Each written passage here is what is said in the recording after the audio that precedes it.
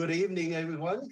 Welcome to San Gabriel Regular City Council meeting. Today's date is Tuesday, April 20th, and the time, I believe, is 6:31. Now I'll call the regular meeting to order at 6:31 p.m. City, well, I guess we have the closed section report, and the city attorney will have a comment regarding April 1st and April 20th. Sure, Mr. Mayor. The board met in closed session both today, April 20th, and previously on April 1st, in both cases to discuss items that were identified identically as closed sessions regarding a draft audit by the Bureau of State Audits undertaken pursuant to Government Code Section 54956.75. In both cases, the council received a report from staff and no reportable action took place in either at either meeting. Mr. Mayor, that concludes the report. Thank you so much, Keith. Thank you. I guess next one will be Pledge of Allegiance, and tonight will be led by our Vice Mayor Dean. Go ahead, Vice Mayor Dean. Please stand and face the flag. Place your right hand over your heart. Repeat after me. I pledge allegiance to the flag of the United States of America and to the republic for which it stands, one nation, under God, invisible, with liberty and justice for all.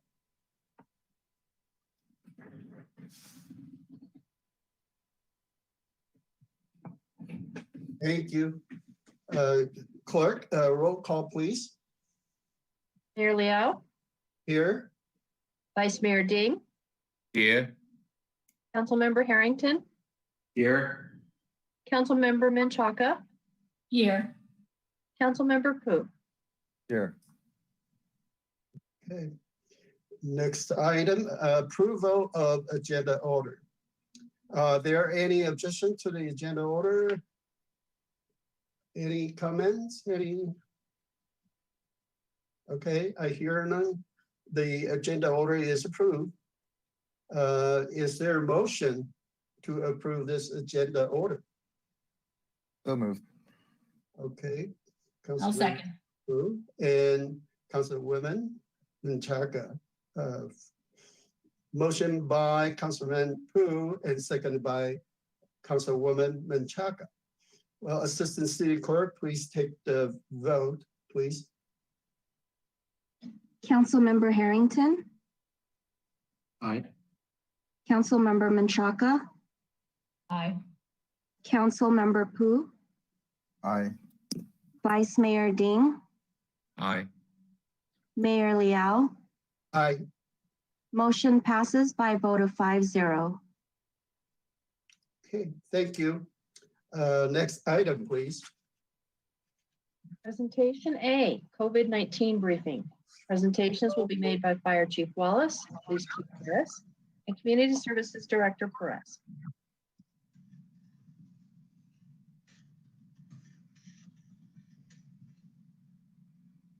Good evening, Mayor Liao, Vice Mayor Ding, and members of the San Gabriel City Council. This is Steve Wallace, Fire Chief of the City of San Gabriel. And I am happy to say I have a very, very brief update tonight on COVID and its impact with fire department operations in the city of San Gabriel. As I'm sure you're noticing and seeing in the news, the curve continues to flatten. The numbers are looking good all across California. And in LA County, we are down to a 1.1% positive test average over the last 7 days. New cases, new fatalities, and hospitalizations continue to decrease to very far below pre-surge levels. In the city of San Gabriel, our current vaccination rate, which is a little old, this is on from the 9th of April and expected to be updated this week, is 45.4% of our population has been vaccinated, which comes out to about 15,704 of our residents. Our case count is holding steady at 3,213 cases, and we're still hovering right around the loss of 197 citizens in our city. We have 0 new cases in either staff or residents in either of the skilled nursing facilities, and we have had 0 deaths for some time in those facilities as well. I'm happy to report in the fire department, we have been responding to no COVID-related cases in the field for over 3 weeks now. We did have 1 response that was suspected earlier this week, and it is now proven to be negative. So we're keeping our record up, which is great news. And as far as fire department operations, as a continuing part of our fire department reopening, we are just about to reboot our auxiliary program. And that's something I wrote about in the update last week. That'll be a great help to both us and the cadets that are in the academies raring to get out in the field. Our PPE stocks are very robust, and our call volume has returned to pre-pandemic levels. And with that, that is my end of report. Thank you, Chief Wallace. So next, I think it's Chief Harris. Good evening, Mr. Mayor, Mr. Vice Mayor, members of council. My name is Gene Harris. I'm the police chief for the city of San Gabriel. And this will be another very brief police department COVID update. We're still operating at 100% service delivery. We've had no adverse reactions within the organization with regard to COVID. We are still out there making sure that we're touching base with members of the community, ensuring that folks understand that we still have to remain vigilant and make sure we're wearing our masks and passing that message on at our calls for service. We're sending that message also through the members of our organization to make sure we're still observing the social distancing and trying to keep this flat trajectory going. Our PPE stores are robust. We're still doing pretty good in that area. And we're starting to feel a little sense of normalcy in police operations. But we are still, as I said, providing 100% of our service delivery with no adverse repercussions. Hopefully here shortly, we'll be back to doing 411 live. We're still doing it on Zoom, virtual for the time being, but we're hoping to resume some of those activities later this year. So look forward to that. I'll keep you updated. And we also are hoping to do a little bit different type of national night out this year, but that will be coming forthcoming with information as we move forward. So as far as the police department is concerned, we're very happy with the progress, and that is the end of my report. Thank you, Chief Harris. Next report is from Community Services Interim Mission Playhouse Director Perez. Thank you, Mr. Mayor. This is Mark Lazaretto, the city manager, and it looks like at the exact moment you called on Director Perez, her internet cut out. So while we're waiting for her to get back on, I'll give a quick summary of what she was going to talk about. I hope this doesn't come across as mansplaining, because I cannot talk any better about this than Director Perez can.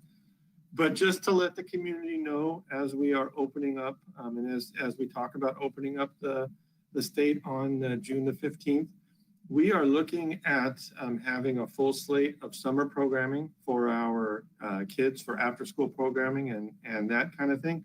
It is all dependent upon how many parents are going to be comfortable sending their kids to these programs. Obviously, we will do them all with proper social distancing and all of the safety protocols and masks and all of that. We were not going to have a 4th of July parade as we have had in the past, even though the state will have opened up by then, because we don't know for sure that we will continue on the trajectory. We hope we will, but we don't know for sure that we'll continue on the trajectory with opening up the state, and to plan for that and then cancel it at the last minute is not seeming like a prudent option. So we're going to do a virtual program again for our July the 4th program.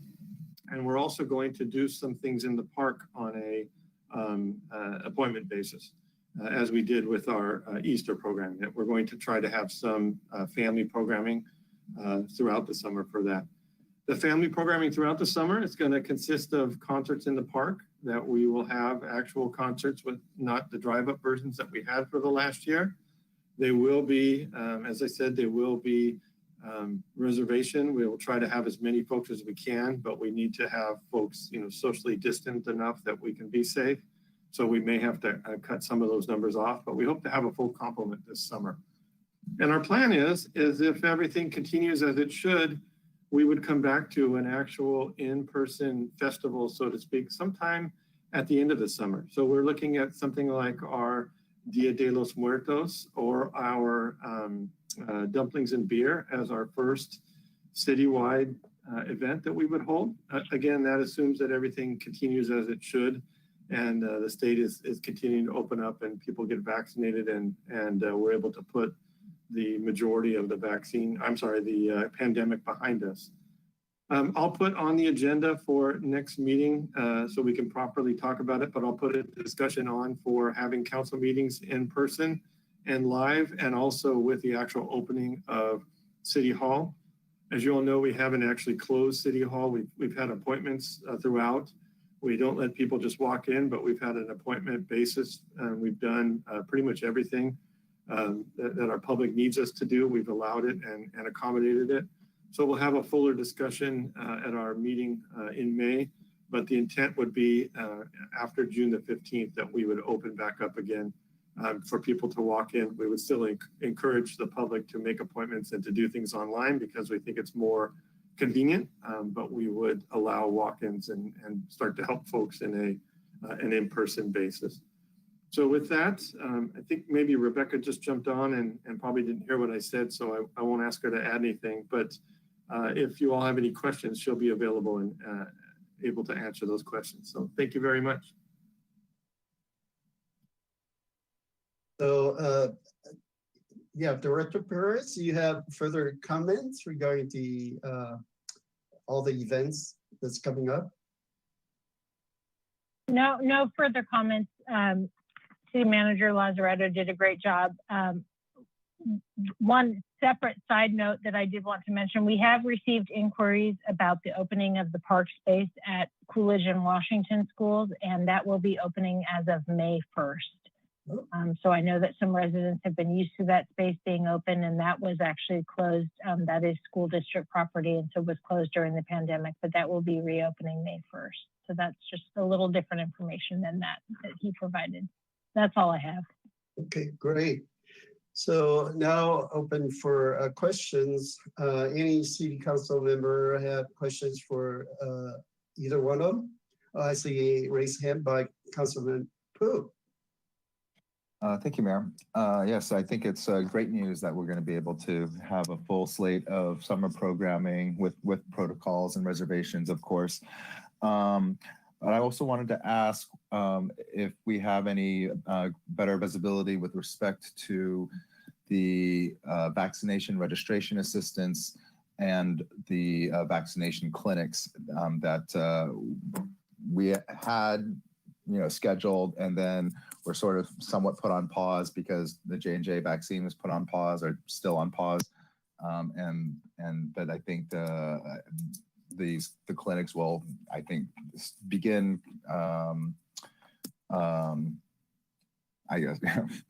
begin going forward again, even with just Moderna. Do you have updates with respect to the dates of those, the soonest open clinics?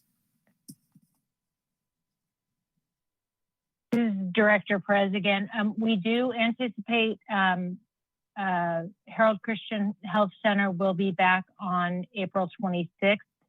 We and that is for Moderna vaccination. And then they will be here for the second dose for that. And they have requested the availability of May 3rd as well, and whether or not that they're anticipating or hoping that that will be Johnson & Johnson at that time, although I think that is assuming that the pause is lifted. And we are still connecting and setting dates with East Valley Community Health Center and also with Hope Lions Club and their connection. So hoping to space available at the Mission Playhouse parking lot and facilities are essentially Monday through Wednesday. So those are the days that we're looking to be able to schedule those vaccination clinics. Great, thank you so much. I see a raised hand by Councilwoman Menchaca. Yes, thank you, Mayor. So I wanted just to let the public know that even though we don't have 411 with the chief, you can still see him at Coffee with the Cop. That's going to be scheduled on Thursday, April 29th, 9 a.m. to 11. I'm assuming you'll be there, Chief, but that will be one-on-one, so it won't be a virtual event that you have. Yes, ma'am, I will be there. Great, great. So anyway, and then Chief Wallace, first of all, I thought a lot about you today because I know Minneapolis is your hometown, and it's been kind of an extraordinary moment in history. So I hope your family is as well and dealing with all that is taking place in your hometown. So I just wish you well. But I wanted to ask a question regarding the percentage of residents who are vaccinated. You mentioned 45% of the residents are vaccinated. Is that what you said? Did I get that right? That's correct. 45.4%, and that's as of the 9th. We're a little bit behind, so we should have an update this week. I'm just kind of curious. Do you get projections, or do you have any idea how many people in San Gabriel are projected to get vaccinated, or is it very random? It's hard to tell. I don't have any information that would suggest how many people are in line for vaccination or have been in this period.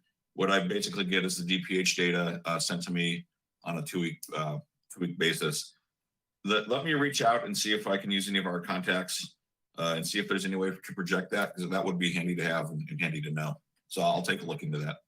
Great, thank you. Yeah, especially if we're going to be working with hopefully East Valley and Hope Lions Club in the future. I think it's just helpful information to have for everyone to know. Because I know I do get questions about San Gabriel and what the numbers are looking like, the number of people being vaccinated. Obviously, the borders, we're a small city, and we go to different cities. We're just not isolated in our 4-mile radius, but it would be very helpful. Thank you for that.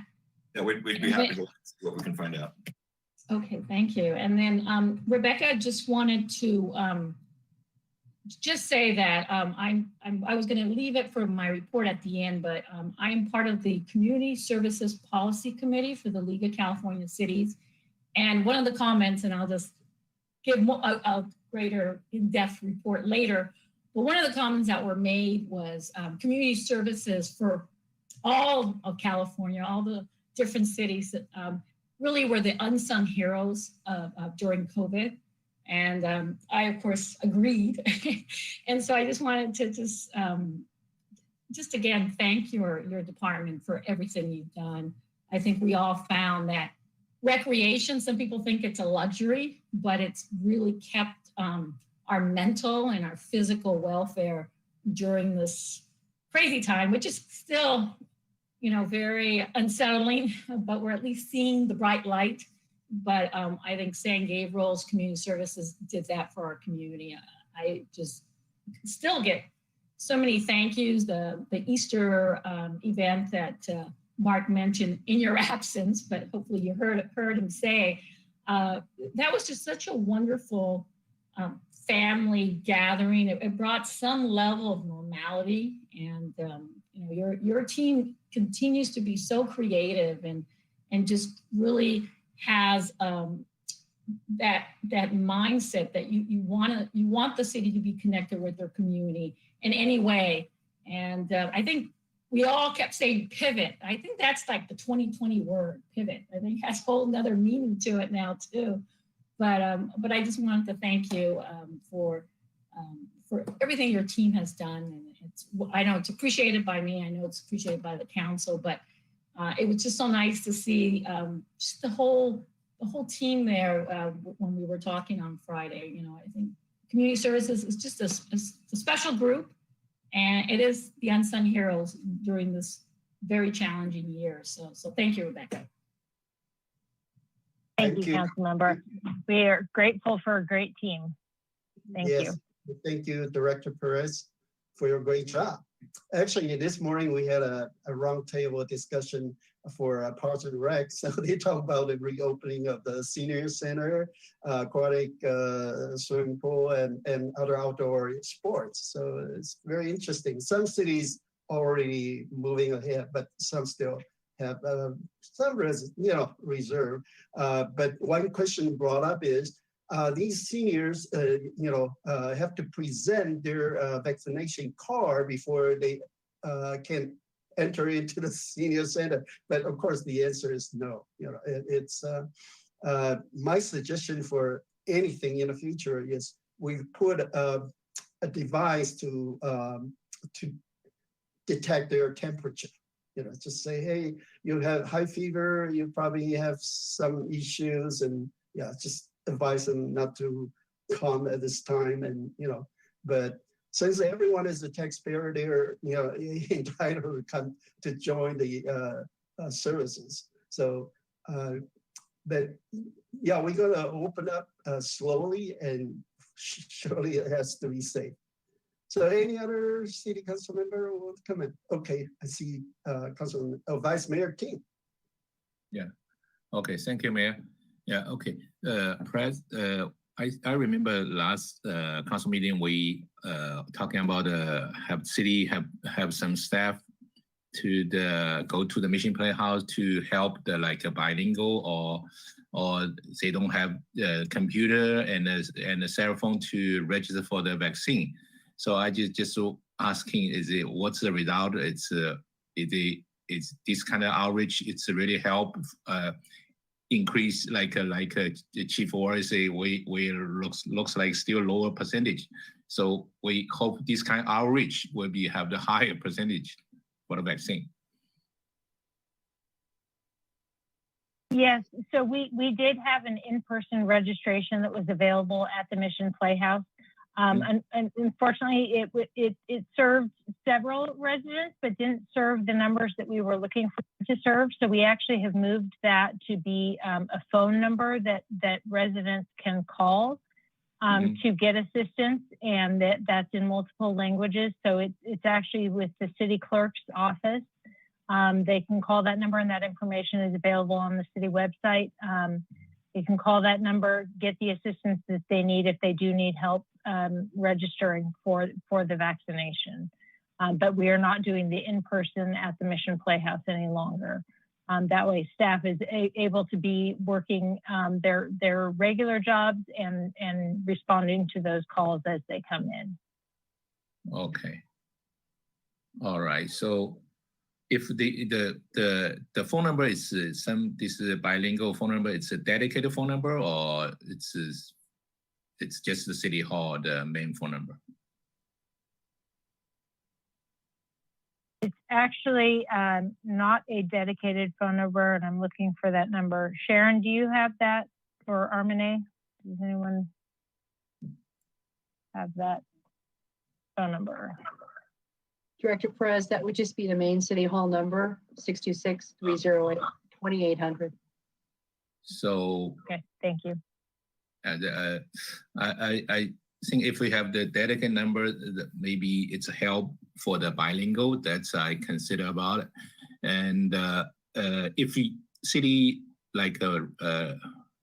Rebecca say, okay, I want to help. Like if we have this kind of little flyer, I can put on our WeChat or like a social media. Probably it's a help our resident they really need this kind of help.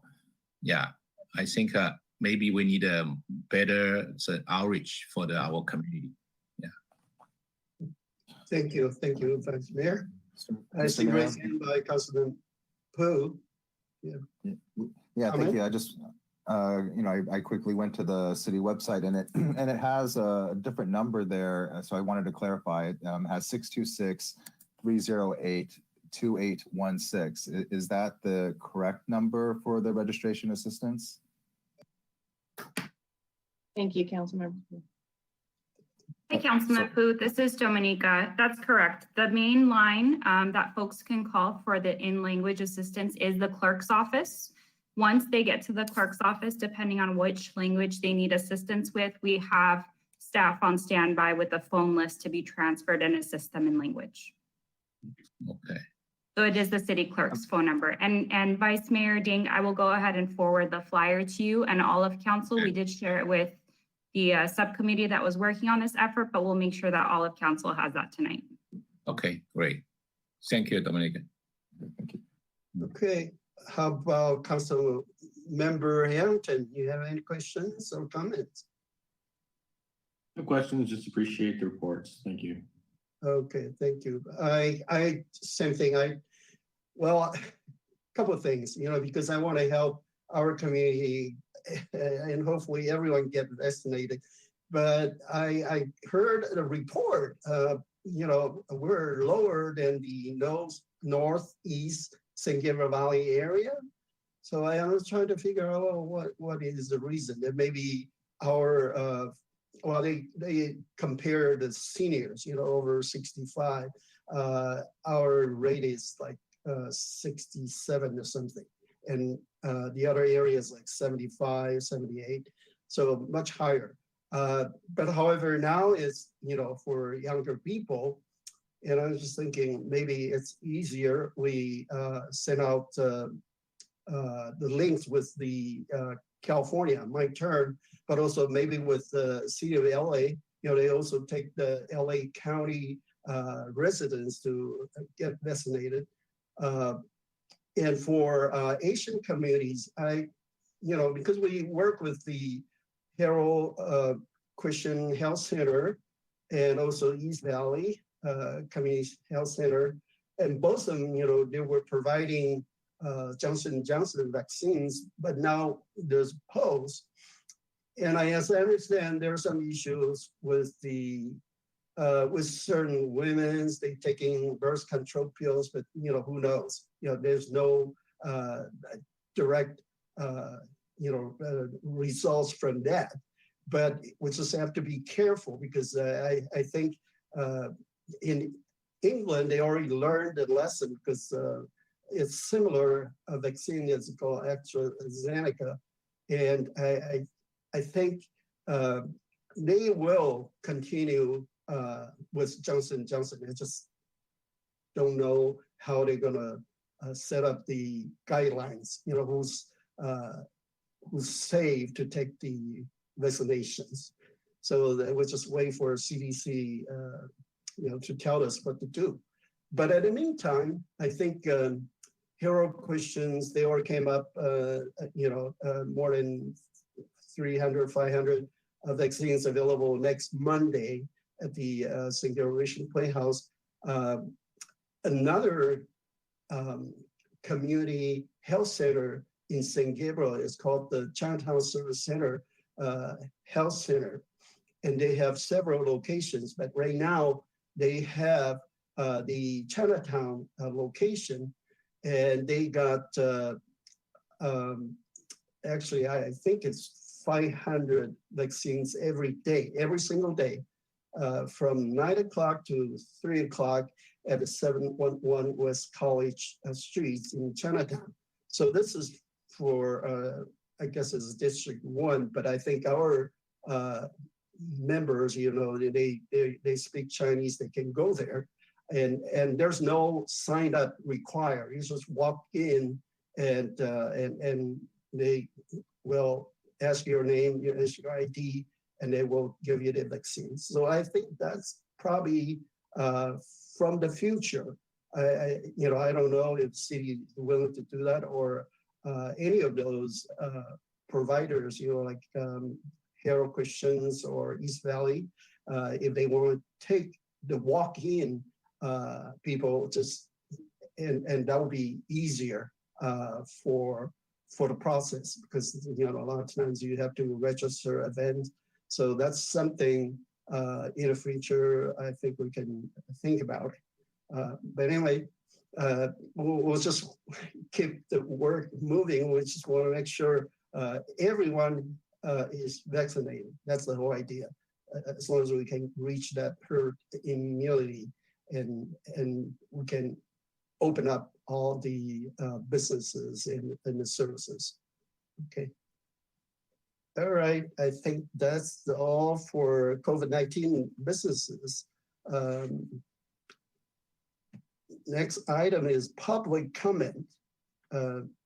City Clerk, do you have anything? Thank you, Mayor. Please email all public comments to cityclerk@sgch.org no later than the time the item is considered by the council tonight. Comments will be read for up to 3 minutes each. And Mayor, we have no comment for the general public comment section. Okay, thank you. Next item, please. Consent calendar. All items listed under the consent calendar are considered routine, and recommendations will be approved in one motion unless a member of the City Council or public requests separate discussion. We have not received any requests from the public to pull any items. Okay, so there's no one want to pull any item for discussion? Yes, Mr. Mayor. Oh, okay. Councilmember Brewer? Thank you. Yeah, I would like to pull item D for just some questions. Okay. So is there motion besides item D? I'll move approval of items 4A through 4C and 4E. I'll second. Any second? Okay. So motion by Councilman Pu and second by Councilwoman Menchaca. City Clerk, take the vote, please.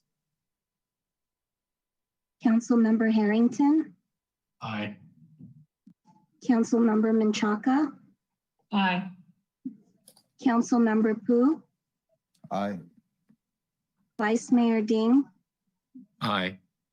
Mayor Liao. Aye. Motion passes by a vote of 5-0. Okay, next item, please. Oh, we have to discuss the, yeah, so Councilman Pu, why don't you start this item? Thank you. So let's see here. For members of the public, this is our monthly budget update, which we have begun doing, especially during COVID. And in general, I think there's a lot of good news here that we'd be in an even better financial position than we had originally projected at the beginning of the fiscal year. But now that we have some better visibility as to actual performance in terms of revenues and expenditures, as well as the American Rescue Plan money that is projected to be, I guess, received by the end of the, the first half of that money being received by the end of the fiscal year. I was wondering if we, I personally, I think would support amending the budget for this year again to reflect, our latest and greatest numbers, as well as actual, performance that we know is in some cases better, in some cases worse, depends on the line item, of course. But there are some significant variances from what we had budgeted. So I'm just curious, staff's thoughts about that, as well as, council's thoughts about doing another amendment to the budget so that we can reflect the actual results. Reflect the actual results more closely. So any comments from Mark? Thank you, Mayor, and thank you, Councilman Pu. Will, if you want to tackle that, I'd be glad to let you do that. Sure. Councilmember Pu, my thoughts are, these are monthly projections. During the last budget update, we had a projected positive change in fund balance of $400,000, and things have improved. Grants came in quicker than we thought. Expenditures got revised lower, so that improved our projection for this month. And so we will be analyzing our revenues and expenditures, on a monthly basis. And, as they begin to come in, because they do trail a couple months, we will be updating our projections. And so if we would take the position to amend the budget every time we want to just tweak our projection a little bit, that would create, at least in our financial system, that would create multiple lines where we were constantly changing our amended budget within our financial system. And it does create confusion on just trying to understand the history I would recommend maybe we do it at the end of the year when we're maybe more sure of where we're going to end up. Yes, I mean, that's actually what I meant. You know, I didn't mean to amend it every single month. I meant to amend it. And I know that another larger tranche of revenues will come in probably next month as LA County collects, you know, property tax assessments, the second installment of property tax assessments. So we'll have even better clarity after that point as to what the actual revenues will be. So no, I didn't mean to suggest that we would amend it every single month. I'm just saying that because that's been an issue in the past, that we would amend the budget to reflect not only the lower overall expenditures, but also in some cases higher revenues than we expected, and in some cases lower revenues than what we expected, just so that there's, you know, absolute transparency and accountability there. And you know, we're talking about in total, we're talking about millions of dollars. You know, and I think that would then also provide us with a better basis then for planning as we're moving soon into budget season for the next fiscal year as well. And I think if there are, so in conjunction perhaps I would propose in conjunction perhaps with the upcoming budget study sessions for the next fiscal year, perhaps that could be a part of the agenda. You know, is amending the current fiscal year's budget to accurately reflect, you know, our performance for the year. And again, I continue to say, you know, appreciation to staff to cutting spending in a lot of areas that has allowed us to, you know, improve the financial position, as well as, and you know, just the fact that in many areas, although oftentimes this is not within our control, but in many areas there are actually, you know, increases in the revenue projections. So overall, it's a, you know, more positive outlook. Thank you. I just want to comment because this American Rescue Plan's funding is not quite clear yet. You know, how can we spend the money? But we had a talk with the Deputy Secretary from the Treasury Department, and the most important thing is look up the treasury.gov/coronavirus. So they're already set some kind of guidelines that we can use the money. But again, you know, when we had a meeting with the Deputy Secretary, and some cities said, oh, can we use the money for fixing our streets? Or can we use the money for our lost TOT? You know, and some of those questions, and he won't really give a direct answer. So actually, I think it might take another, you know, couple of workshops to figure out how can we actually use the money. And there's a $10 billion set aside just for capital projects. But again, you know, there's money is coming in, so it's going to reflect our budget, no doubt about it. So thank you, Councilman Poole. So is there a motion? I have a comment. Okay. Yes, thank you, Mayor. So I guess I'm not quite understanding what Councilmember Poole is asking for, but at least my perspective is I tend to not want to see the budget amended because it's a teaching tool. You can compare actuals to budgeted. And of course, if there's some significant event that was not included in the budget, then you would do an amendment. But otherwise, you know, you have timing differences. You have, well, like the rescue plan, the 7.5 that's coming in. I tend to not want to change the amendment. The budget. I like to compare them and just see how we're doing. And so again, maybe I misunderstood what your comment was, Councilman. Those are the. May I respond? Of course. So you want to answer Oh, that, no. Councilman Wu? Well, part of my thinking is that having an accurate and amended budget for this current fiscal year could put us in a better position to refinance the public works loan. And because financial institutions will be looking at it.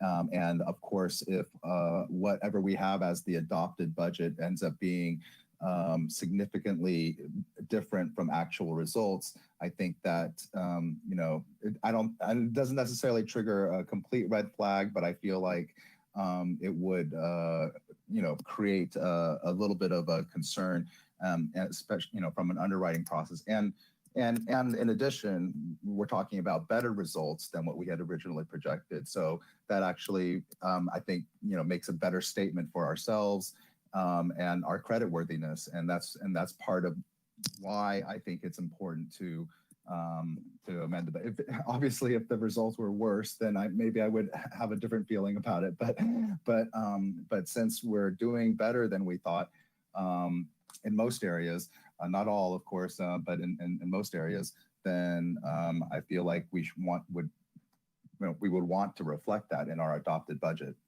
Those are my thoughts about that.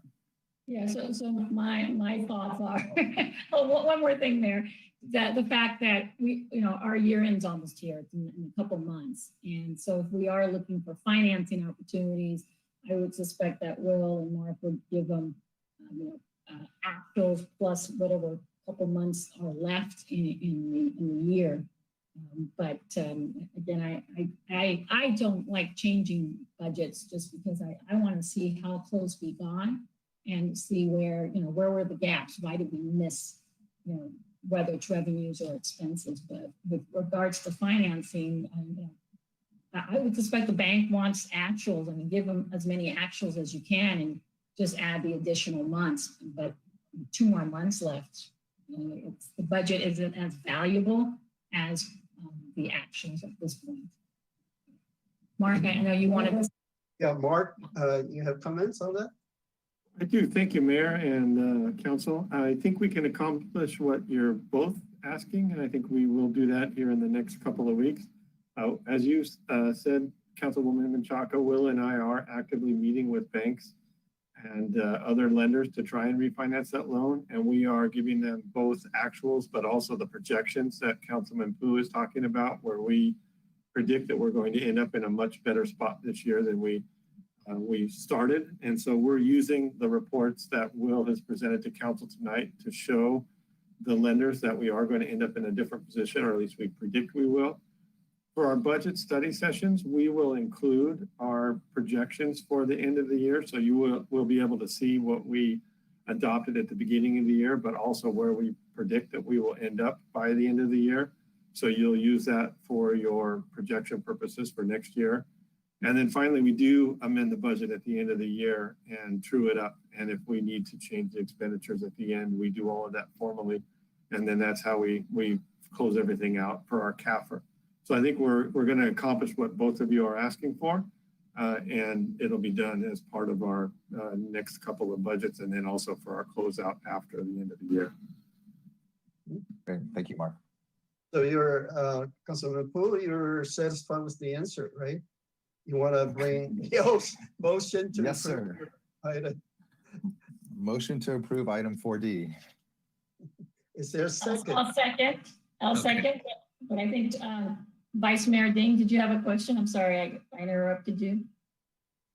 Yeah, the same question that I glad Councilmember Pu bring out this kind of concern regarding our refinance.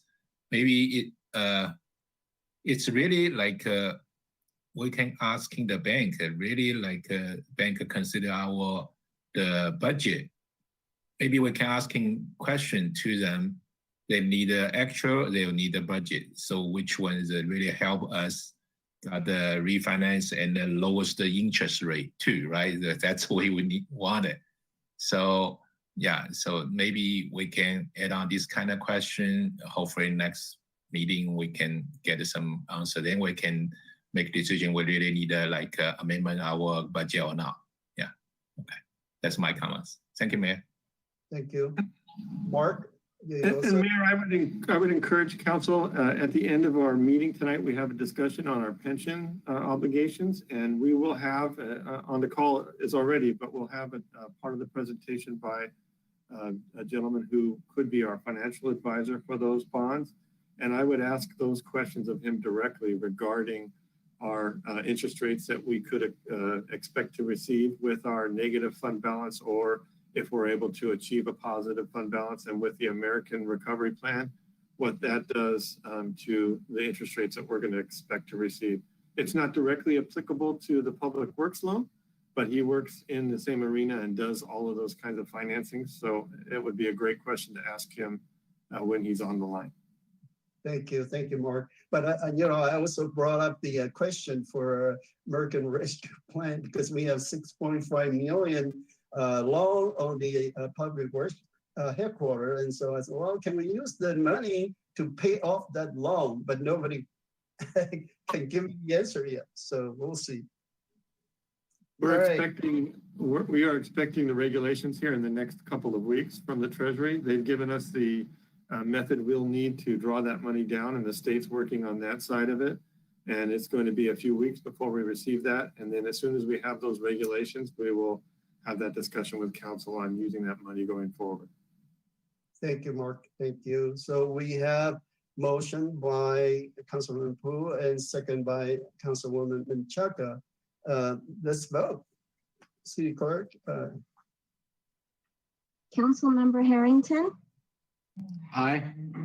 Councilmember Menchaca, Aye. Councilmember Pu, Yes. Vice Mayor Ding, Aye. Mayor Liao. Aye. Motion passes by a vote of 5-0. Okay. Next item, please. Thank you, Mayor. We have no public hearing this evening. Continued business, item A, update on animal care and control services and consideration of a proposal from San Gabriel Valley Humane Society for animal care and control services for fiscal year 2021-22. Economic Development Manager Dominica Megardichin will make the staff presentation. Good evening, Honorable Mayor and City Council. Dominica Megardichin with the Community Development Department. Next slide, please. The item before you is an update on animal care and control services. For the period of July through December 2020, the Humane Society remit regular license fees in the amount of $30,230 to the city. After the posting of this agenda item, staff also received an activity report and check for $2,930 for the period of January through March 2021. The staff report provides a summary of an audit commissioned by the city on the current agreement with the Humane Society. It provides additional requested information, provides a draft report of the findings of the cities in the West San Gabriel Valley area conducting a Joint Powers Authority feasibility study, as well as a proposal from the San Gabriel Valley Humane Society for service for the 2021-22 fiscal year. Next slide, please. The audit on the processes and procedures related to the city's agreement with the Humane Society has been completed, and findings are provided in Attachment A. Our auditors obtained a listing of dog license regular fees collected by the Humane Society from July 1st, 2019 through June 30th, 2020, and July 1st, 2020 through February 17th, 2021, to compare license revenue generated and remitted to the city. A random sampling showed that there was only a discrepancy of $160 of license fees collected and remit to the city during this time, that the Humane Society did not provide regular activity reports to the city, and also identified that there is room for improvement in filing and completion of intake forms. Next slide, please.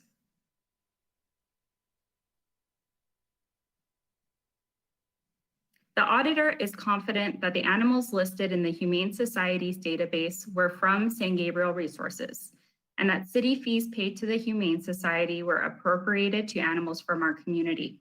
The auditors also provided further recommendations in Attachment B, including that the Humane Society should make improvements to the record management process and that the city should clarify what data reports to be submitted in accordance with the agreement. Additionally, improvements can be made on citation management and communication between the city and Humane Society. In reviewing the audit information and requesting feedback from the Humane Society, staff understands that they did not have the staff capacity to undertake all the citation and follow-up recommendations, though they are open to working more closely together to gain compliance. The Humane Society has also been submitting quarterly activity reports over the last 6 months, which is already an improvement. Next slide, please. Our Neighborhood Improvement Services staff also provided input on the relationship and service through the Humane Society. This includes having the Humane Society identify a supervisor at the agency to address all enforcement-related issues and handle all animal-related cases and enforce Chapter 92 of the Municipal Code. As of late, they have been reliant on code enforcement staff to make determinations on some calls.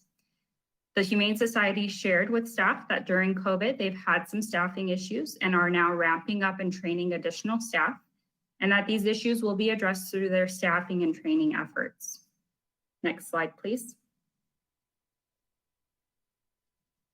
At a previous discussion on animal care and control, City Council directed staff to research cost recovery options, including licensing requirements for cats and other fees for service. Attachment C provides a copy of the city fee schedule recommendation, and with further council direction, staff can return to the Humane Society on specifics. Additionally, the consultants who completed the feasibility study for the Joint Powers Authority effort suggested that San Gabriel is at about a 10% dog license compliance rate. The Humane Society suggested that we are closer to a 17% compliance rate, and that this is an area of improvement and cost recovery as well. Of all the cities who participated in the JPA feasibility study, the highest compliance rate was around 60%, and while 100% may not be feasible, a higher than 16% compliance rate is, and would translate to more license fees collected to continue to provide a low-cost service to the community. Next slide, please. The city of Pasadena spearheaded an effort among 12 San Gabriel Valley cities to complete a feasibility study on creating a Joint Powers Authority, or JPA, for animal care and control services, as all of these cities involved needed to address the costs and services of animal care and control in their communities. The draft JPA feasibility report is provided as attachment D. While the consultants suggested that the JPA is feasible, most cities involved shared that it was a good exercise in determining that a JPA model is not at all a cost-efficient option for consideration. The two models the consultants analyzed included a full-service model, which would take 3.5 years, a phased approach until launch, which included almost 80 full-time employees, land and construction of a facility, among other costs, a $19.2 million startup cost and $9.9 million ongoing costs for the participating cities. And our appropriation for San Gabriel based on per capita would be $885,680 annually. A field service only model would take 20 months lead time until launch, would take $780,000 in startup costs and $324,000 ongoing costs for participating cities, with the additional significant costs and figuring out of veterinary and shelter services. The appropriation for San Gabriel in that effort would be $200,256 annually. Next slide, please. The San Gabriel Valley Humane Society previously submitted a proposal with 3 options for City Council's consideration, provided as attachment E. These options include a full service model, our current model, at $255,000, a shelter only model for $150,000, which would require the city to assume all non-shelter services, and a shelter only model with limited after-hour animal control services, excluding all wildlife calls, for $220,000. Staff has further discussed opportunities to decrease our intake numbers and keep costs low, and the Humane Society is very interested in administering a track and neuter and release program for feral cats, among other efforts such as expanded spay and neuter capacity. These efforts are dependent on veterinary and space availability, but are opportunities to explore in future agreements that can make significant impact on intake numbers and keeping the cost for animal care and control services low. Our current agreement with the Humane Society expires on June 30th, 2021, and as such, staff seeks direction from City Council for the upcoming fiscal year. Next slide, please.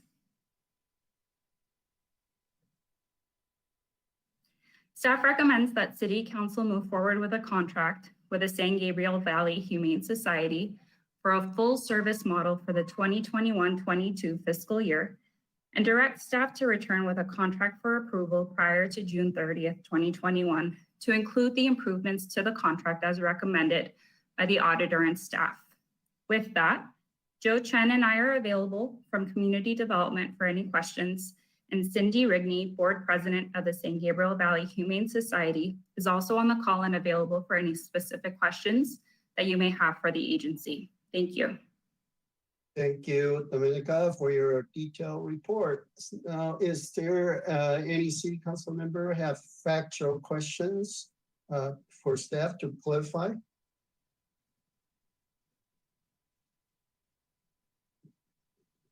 I see none. So do we have public comments or no for this item? No public comment, Mayor. Okay, thank you. So I guess and we have opened up for discussion. Council member, anyone to make the statements or? Okay, I see raised hand by Councilwoman Menchaca. Okay, thank you, Mayor. So I wanted to just start with some history here. So it started last year where we made sure that every contract we've had that we reevaluate and question. So this was one of them.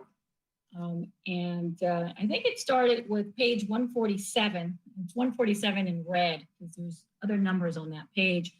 But we had kind of gone through the exercise of looking back. So we started, I think, with 2018, 2019, and we were at about 195,000. Then 2019, 2020, we went up to 264, which was about a 36% increase. And then 2021, 350,000, which was a 33% increase. And then we have 2021, 2022, where after discussions, we have the proposal today that is significantly less. So that's kind of a little bit of a history that I thought was important to share tonight. The JPA feasibility study, I think, was very important. And again, it was just our way as council to be responsible. And apparently there was 11 other cities that felt the same way. The costs were exponentially increasing regardless of who their animal control provider was. So these 11 cities, did their fiduciary duty also. They hired someone, an expert in animal services, because everyone seems to be an expert with regards to animal services. So I'm glad the 11 cities, including ourselves, did the responsible thing instead of guessing or trying to piecemeal the various services provided, as actually one of our neighboring cities had done. We did the study, and it showed that it wasn't financially feasible to do this JPA. And so we're in a better place now to understand what our options are. The audit review and the city staff, they were much more involved also. I don't think we've ever even done an audit before. And so now we have we need to decide tonight if we want city staff to bring back a contract that is stronger, that includes the recommendations from both the auditors and the neighborhood improvement services. And I believe we should. I also appreciate the fact that it's not at the last minute. That's what happened last year. The contract expires June 30th, and I think our meeting was like June 29th. So I appreciate that from staff, that we have a couple months to review and discuss. I had just a few questions for staff and maybe for Cindy. I can't see Cindy. Oh, there's Cindy. Okay. I believe she's on the phone. You know, we had talked about, and maybe I missed it in this report, but we had talked about either the city assuming it, doing the online, an online process where pet owners didn't have to mail in the fees, the licensing fees, or walk them in, especially during COVID. And the report that Dominica just gave said we had about a 10%. It's typically around 60% average. So I'm wondering, is that one of the reasons the licensing is so low? Because again, if we're trying to manage costs, that's a big part of costs. If we're only getting 10%, I'm not sure who can answer that. Thank you, Councilwoman. I did touch base with Cindy on this one, and I will turn it over, but it doesn't, my understanding of it is that COVID has impacted, just as it's impacted our operations at City Hall, their agency has been impacted as well. They've relied heavily on mailers to get their licensing and their renewals, and really have pulled back on the door-to-door and in-person outreach that they would have normally done pre-COVID. They're hoping to get back to that as things open up a little bit more. Cindy, if you're still on the call, do you have some additional information to share? No, I think you summed it up fine there, Dominica. As to the online licensing, we currently, with our current software, we don't have capacity to implement online. And honestly, I think we do much better with the direct mailing. We're using phone calls. And we're also, when we get back to non-COVID times, when we get through this, going to be getting back out there again, obviously. And as our officers are out there, we're doing licensing that way and increasing our enforcement of licensing internally when people come in for a vaccination, making sure that those animals are licensed and getting it that way as well. Cindy, so pre-COVID, what was the percentage of licensing? Because you said 10%, or someone said 10% last year. What was the average for licensing in San Gabriel? I think most cities they typically see somewhere between 10 and 25%. This is, again, another hot topic amongst all of us, trying to get more animals licensed. And the percentage is something of a question mark as well, simply because nobody can tell you exactly how many dogs or cats you have in a city. It's all an estimate. So we're in there with the rest of the cities for the most part. We are all in agreement that we have a lot more work to do in that area. There are some cities that are actually considering amnesty programs, such that people who have never registered licensed their animals before, let's just start fresh. Let's do it now and not even try to go back and get past license fees or late fees or anything. That's something that the council could consider if they wanted to do that too. It remains to be seen how much additional revenue you really get in from that. But we're also talking about perhaps putting notices in your Athens bills to get people encouraged to, hey, come on, here's your Athens bill. Here's a notification. Even if you don't have a current dog license and you're not going to get a reminder letter, let's get licensed and start the ball rolling that way. Well, I was going to ask staff, because Dominica, you know, if we can partner, and I don't think it has to be in the contract, but somehow partner with the Humane Society. So, you know, through the grapevine or through our social media, just encourage people to do their licensing. I'll give people the benefit of the doubt, and sometimes you forget, especially if you have to walk in or you have to mail. A stamp is not used that often. Even checks seem to be, you know, so vintage now. Many youth don't use checks. So maybe a reminder, hopefully we can do something like that, just to encourage people to take out their licenses. And if there's any other ways we can partner with the Humane Society, that would be great. You know, with the feral cats, we talked about that earlier. And regarding the feral cats, you know, that was in page 147, you know, the numbers were pretty significant.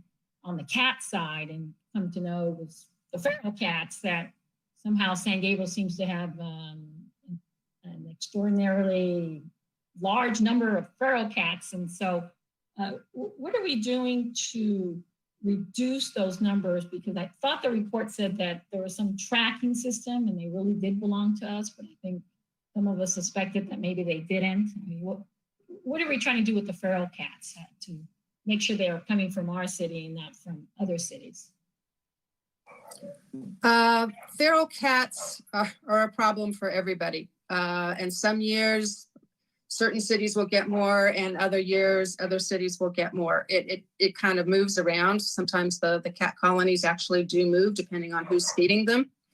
The big thing this year is that with COVID, everyone has gone to a managed intake philosophy. We are not taking in healthy stray cats right now. So the numbers that you have been receiving in the quarterly reports are being reduced for this. The number of cats is definitely down. We haven't even seen litters for the first time. I mean, we only have, I think, 3 cats in the shelter right now, which is unheard of. So the numbers in that are definitely down. We're going to be having to see what happens as we slowly start to reopen after COVID and take animals in. But the trap, neuter, return program is the best way, all the studies show, to have the animals spayed or neutered and then released back into the public. And what we need to do there is partner and really do a wonderful rollout of spay neuters. We'd like to have a TNR day, all of this kind of good stuff. Our real limitation is our facility. We need to do a lot of facilities work and staffing. During COVID, we have had a lot of changes in staff, as everybody has had. I think it's, unfortunately, there's a lot of change out there. So as we come out of this and rebuild, the TNR program is a critical component as we move forward. Thank you, Cindy. So maybe that's another way we can partner with the Humane Society, is encouraging people to spay or provide the dates that the Humane Society it has for spaying along with the cost. I think we have to be really mindful that not everyone, but a lot of people think we actually run the Humane Society. It's the San Gabriel Valley Humane Society. San Gabriel. So when we do partner, we need to make it very clear that the Humane Society is an independent entity. It just happens to be in San Gabriel, but we can still partner. But I think we just need to make sure that's very clear that the Humane Society does service other cities, like Kansas City and Jordan. And then my last question is, I got some calls of concern. Somebody's dog. I thought it was my dog, but no, they're sleeping. Sorry, it's probably mine. They were quiet until now, of course. That's okay. Yeah, my dogs are sleeping at this point. But anyway, so the concern was that Humane Society is a no-kill shelter. But then on the reports, we showed, for example, in 2019, 282 dogs, cats were euthanized. And, I maybe it's semantics. I'm sure they were euthanized because either the owner asked for it or they were very ill. But could you explain maybe the difference, or maybe I'm misunderstanding, the no-kill to pets being euthanized, Cindy? Sure. One of the basic things that we have always said is we are not a no-kill shelter. Anybody could walk in and say, are you no-kill? And my response is always, we are not a no-kill shelter. You could call us a low-kill shelter if you wanted, but I have always held that it is misleading to the public to say no-kill, because what that really means is you have achieved a 90% live release rate. You still euthanize for sick and injured animals that you cannot effectively help and treat. You still have to euthanize for public safety. That's part of our animal control function, is keeping the community safe. So I would never say we're no kill. I know a lot of people have come up with that, but I would never say that because I think it is misleading. But if you look at the definition of it as put out by Best Friends, it's a 90%. For instance, Los Angeles City just became a no-kill, quote unquote, because they achieved a 90.43 live release rate. That's the story behind that. So Cindy, what is our rate then? Are we at 90% or what? We are about 98% for dogs. And last time I looked, it was 70 something for the cats. But again, you know, this is COVID time as well. Okay. So the proper term is to say low kill, not no That's kill. what I say. And our shelter staff has been trained to say low kill. It's just. No, and I understand, but when the numbers came out and showed 282 dogs and cats euthanized, it was alarming to some. And, you know, I was trying to explain it, but I'm glad. I'll tell them, I'll just refer them to you next time. So there you go.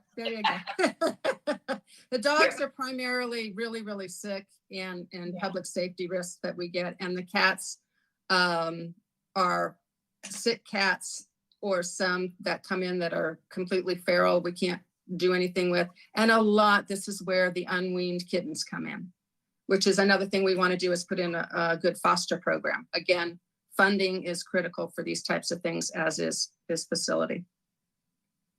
Great, thank you. And I wanted to put in a little plug for Cynthia Talavera and Rachel Conger with their program. I never get the name right, but I think it's called Positive Pet Connection.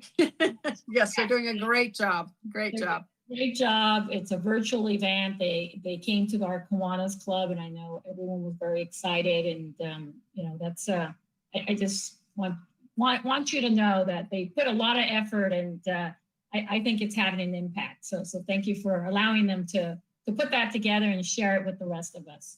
So thank you. So with that, I just wanted to say that I agree with the agenda recommendation. You know, I know the rest of council still needs to talk, but I would support the full service model with a cost of $220,000 annually. And I also support a stronger contract with the improvements that were outlined by the auditor and staff. And I also would like to lend support to finding ways that city staff and the Humane Society could work closer together and have that ongoing communication, because I think it just makes a really big difference. In the past, we would just approve and walk away. And I think there's so much more our city could do. And I would like to lend support to that in those efforts. Thank you. Thank you, Cindy. Of course. Thank you, Councilwoman Menchaca. Any other city council member have a question? I see raised hand by Councilman Pu. Thank you, Mayor. And yeah, I think I would generally agree with Councilwoman Menchaca's comments on this. I wanted to probe because Councilwoman Menchaca is correct that over the last few years, the real explosion in terms of the numbers of strays and ferals has been with cats. And I imagine that is a significant contributor to the increasing costs. So I wanted to explore also whether requiring the licensing of cats would or could potentially have an effect on that, and I guess at the same time would therefore also be increasing revenues to help offset some of the costs of needing to deal with a larger number of stray and feral cats. So does staff or Cindy, do you have thoughts about that? Thank you, Councilman Pu. Cindy, could you share a little bit with us about the difference in terms of state mandates for dog licensing and cat licensing, and how accessible of an option this is for our community? Dog licensing is really easy because the required rabies shots. You have to have rabies, and that is easy time to get the licensing. With cats, cats are considered a lot of free roaming. They're out there, there's community cats, there's actual feral cat colonies, and then you have your home cats. So obviously the only ones that you would be licensing would be the cats that you have that an owner is going to claim. The increase in cats for the most part, unfortunately, is coming more from the feral colonies. There have been some studies, and I believe Monterey Park did implement cat licenses, and they feel it had a positive impact. But again, I spoke to them briefly about that before COVID hit, so we'd have to circle back. So there was some definite feeling with them that the licensing of just the homeowner cats helped. It certainly couldn't hurt. Is it going to really make a difference in the cat population? Really, that's going to come from the TNR for the most part. Okay. And So that Title sounds- 10, just so that you're aware, Title 10, so the county Title 10 does require dogs and cats to be licensed, but the city of San Gabriel has not adopted that. And even other local cities, they adopted the dog licensing portion, but did not adopt the cat licensing. So it's up to the cities. Okay, great, thank you. And then with respect to the, what is it, sort of trap, spade, and release, I assume that is really, we're talking about the stray and feral population, is that correct? Yes, Okay. And obviously there's a cost associated with that as well, but then there are no owners to sort of, match that cost up to. I suppose, is that just something that if we engaged in that kind of a program, that it's just a cost that the city or the shelter has to somehow figure out how to be responsible for? Yeah, right now we have offered TNR for many, many years, and a number of residents, some of them go out and they'll bring in 6 or 7 cats at a time to be spayed or neutered. And we have charged $40 per surgery. So that's a really reduced fee for that. And that has been going on for quite some time. So again, that's where a resident would trap the cats and bring them in, and we would do the spay neuter. The resident picks them up, takes them home. There's been a lot of discussion in other neighboring cities about partnering with cities, where the city would come up with the funding for these programs to try and encourage this being done, because in the long run, it would reduce the fees for incoming cats. The number of cats goes down. So there's a couple different models to look at here. Again, I think this is something that perhaps the city and the shelter could partner on trying to get grant funding, this type of thing going. We've talked about that a few times as well. Okay. So yeah, I guess in general, that sounds like a good idea, obviously, for strays and neuters, if we can somehow secure the funding for it. I'm right now specifically talking about the trap, spay, and release type of program. But then I also think it makes sense to require the licensing of cats for the home cats, and that way we have even a better sense of, even if the rate is low or lower, I would guess that having some additional revenue there, as well as some touch point as far as regulation, then it would help us. I can see, I think there would be a direct correlation, as Cindy, you mentioned, with respect to Monterey Park, direct correlation in terms of controlling that, what ends up becoming a stray and feral cat population, because I do know many, even some of my neighbors, who just allow their cats to roam at night and so forth. They'll interact with stray and feral cats. They'll then, some of those will have litters and so forth that are then, Mhm. really unaccounted for until they sort of show up as a cost for the city, really, in terms of like litters that don't have an owner, per se. So anyway, those are my thoughts, and I would, certainly, support amending the ordinance to include licensing of cats, and then we can definitely look into the kind of a program.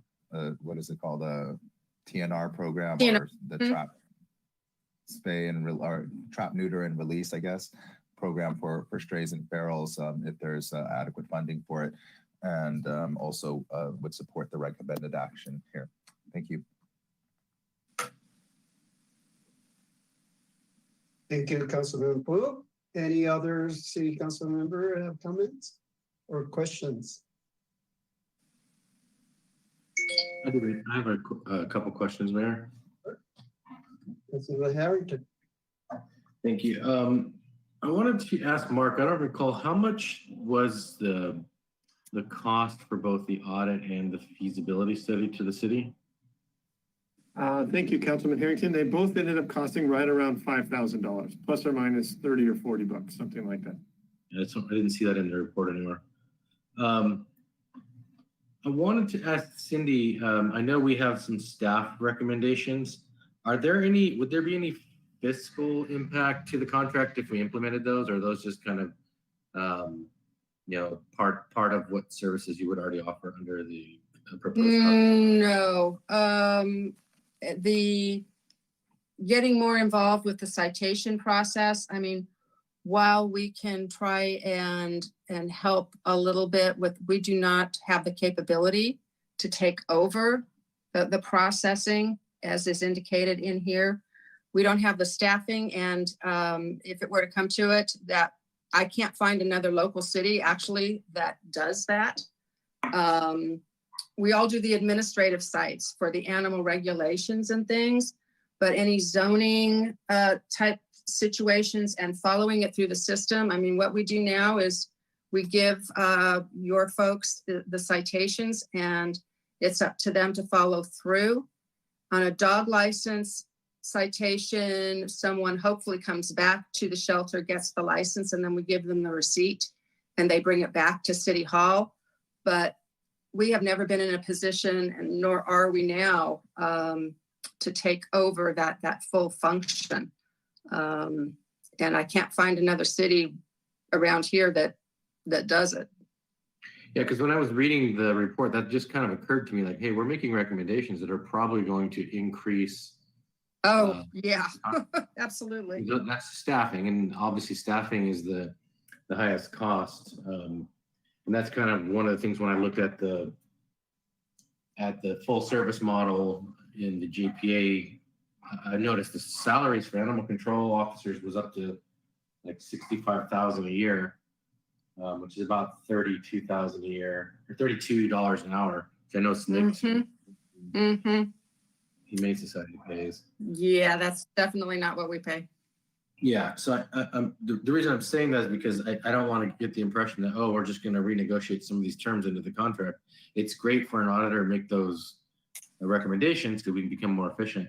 But I also think the city, it really is on the city if we're getting whether it's 10% compliance or 17% compliance, it's really on the city to make sure that we should be getting closer to 30, 40 if we can. Because I know there's just a lot of people that just never register their dogs. I know there are. I mean, because you see them. Because I mean, every year I go in and get my dogs licensed, and it's just what you do. But that doesn't. Everybody does that. So I know that typically, I like the idea. Typically, people don't do it unless they have let's say, a little nudging or urging to do so. So that's why I think it would be a good idea. I like the amnesty idea, as well as the city actually being a little more like we do with our other programs, which is advertising them, making people aware of them, not necessarily penalizing, but just, hey, let's, we can probably make more money than it costs us to remind people and to encourage people. Even let's say once we get out of the virtual world and back into the real world of city events, we could have a little booth that says, have you, you know, spayed or neutered your dogs and cats? Have you taken lessons? Blah, blah, blah. I think that's probably the best way to achieve higher compliance than, I always like the carrot approach rather than the stick. It just makes, you know, it makes the community come together and realize, hey, there's a cost to the whole community for not doing this. And then my last comment is I do agree with Councilmember Pooh regarding cat licensing. I think that might help, and it can't hurt, even if it's, you know, it'd be similar to dog licensing. At 10%, I consider that voluntary compliance as well. So I mean, any little bit helps because it defrays the costs to the non-pet owners. So I think it's fair for the pet owners to be paying for those for at least a part of that service. So those are my comments. Thank you. Okay, thank you, Councilman Harrington. See Vice Mayor Dean. Yeah. Okay. Okay. For last year, we discussed the Human Society why the increase so much based on the report on the 147.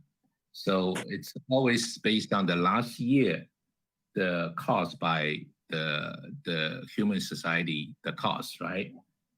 Yes. And the 255,000 for this year. So that should be reflect on the last year 2020 the cost, right? Correct. Based on the numbers from the prior year, yes, 2020. Okay. But for the report, I didn't see any like 2020 the report. Only up to 2019. Oh, I don't know that because we put together the fee proposal for the October, I believe it was the October council meeting. And I don't know that, I think staff got some information, but it may not have been formalized in the same format for council. Okay. Yeah, we can certainly get that over to you. Okay. The intake numbers were definitely down. The number of dogs was down by about a little over 100. Yeah, the 2019 total live intake was 909 total animals, and it's down to 475. 475 in 2020. Yeah. Okay. Yeah. Almost like a 40% less compared to 2019. Because of COVID and managed intake. Yeah. Okay. All right. Okay. So yeah, I hope you can see that this report for 2020 for the future meeting. Thank you, Cindy. Yeah. Okay. Oh yeah, yeah. I just say that I like still like the full service for the current model. Yeah, that's I support. Okay. Great. So I hear everyone has good comments about our future contract with St. Gabriel Valley Humane Society. Mayor, I'm sorry. Could I ask a follow-up? From I thought I saw Joseph Chan, he had his mic on regarding this question on the citations. Okay. I think you're the one who works with them, Joseph, is that correct? Yes, I was. Thank you, Councilwoman. I was just going to add and clarify. We, co-enforcement, first of all, for the public record, I oversee the co-enforcement division. For our staff to continue administer the citation, I don't see an issue. What the auditor is recommending is sort of closing the gap of communication. So when there's an incident, Humane Society starts the case, then hand the documents or the cases over to co-enforcement. We have the basic information, but a lot of times, sometimes when responding to questions, residents either go to the Humane Society or they come to City Hall. So What we, the auditor is mentioning and what we recommending is sort of closing the gap of communication. We could start by having dialogues with Cindy's group. One thing on top of my head is, we have, we can share accounts. We have citation process companies that handles the citations for us. My initial thought is we add the Humane Society staff to the account so that both communications are open and so we could respond to the residents immediately. So it wouldn't necessarily add staff time per se, but it's sort of closing the communication. Okay, Is thank that you. feasible, Cindy? I mean, Yeah, we'd have to look at exactly what that entails. Again, we would have to take a look and see what that really involves. I honestly don't know. But we're more than willing to try and definitely improve communications and work better together. That's a gimme. That's a no-brainer. because my understanding is there was kind of a duplication. It originates with the Humane Society, and then Joseph's team has to re-enter the information or enter the information in the citation system. Well, we don't enter anything. We're literally putting the citation. You guys gave us cite books, and that's what we use. We write the cites on the cite books themselves, give a copy to the resident or put it on the door, whatever, and then give you guys a copy of it. So there's no data input for us at that point at all. But we'd have to get clarification from Joe as to exactly what he's talking about here. Okay, yeah, because it sounds like maybe eliminating the citation book and just doing everything online, so both of you have the information. But I'll let you work through it. But thank you, Joe, for Yeah. clarification. Thank you, Cindy. Councilwoman, we can try to clarify some of this, and as we come back to council with, if that's council's direction tonight with the proposal before end of June, we'll be able to provide some updates on what will be feasible for some of these improvements to the relationship and also to future agreement. Yeah, that would be helpful, and to make sure that Cindy and her team it is possible for them to do. So that would be very helpful too. Thank you. Okay, so anyone wants to make the motion to approve the contract? I'll make the motion. I second. Okay, we have a motion by Councilwoman Menchaca and second by Councilman Pu. Now, clerk, can we vote now? Councilmember Harrington, Actually, get clarification. What exactly was the motion? The motion is the recommendation that was made by staff. I can read it. I was going to say if you wanted me to read it. Staff recommends that City Council move forward with a contract with San Gabriel Valley Humane Society for a full service model for the 2021-2022 fiscal year, and direct staff to return with a contract for approval prior to June 30th, 2021, to include the improvements to the contract as recommended by the auditor and staff. Okay, were we going to add the cat licensing as part of it or not? Councilman, my notes show that when we return, we'll include the county Title 10 as it relates to the cat licensing. We'll include the TNR effort in the next agreement. We'll include the 2020 report to show the data from the 2020 numbers of our animal activity. And we'll also meet with Cindy on these options and outline all of these improvements to the agreement when we return. Thank you. I vote aye. Councilmember Menchaca, Aye. Councilmember Pu, Aye. Vice Mayor Ding, Aye. Mayor Liao. Aye.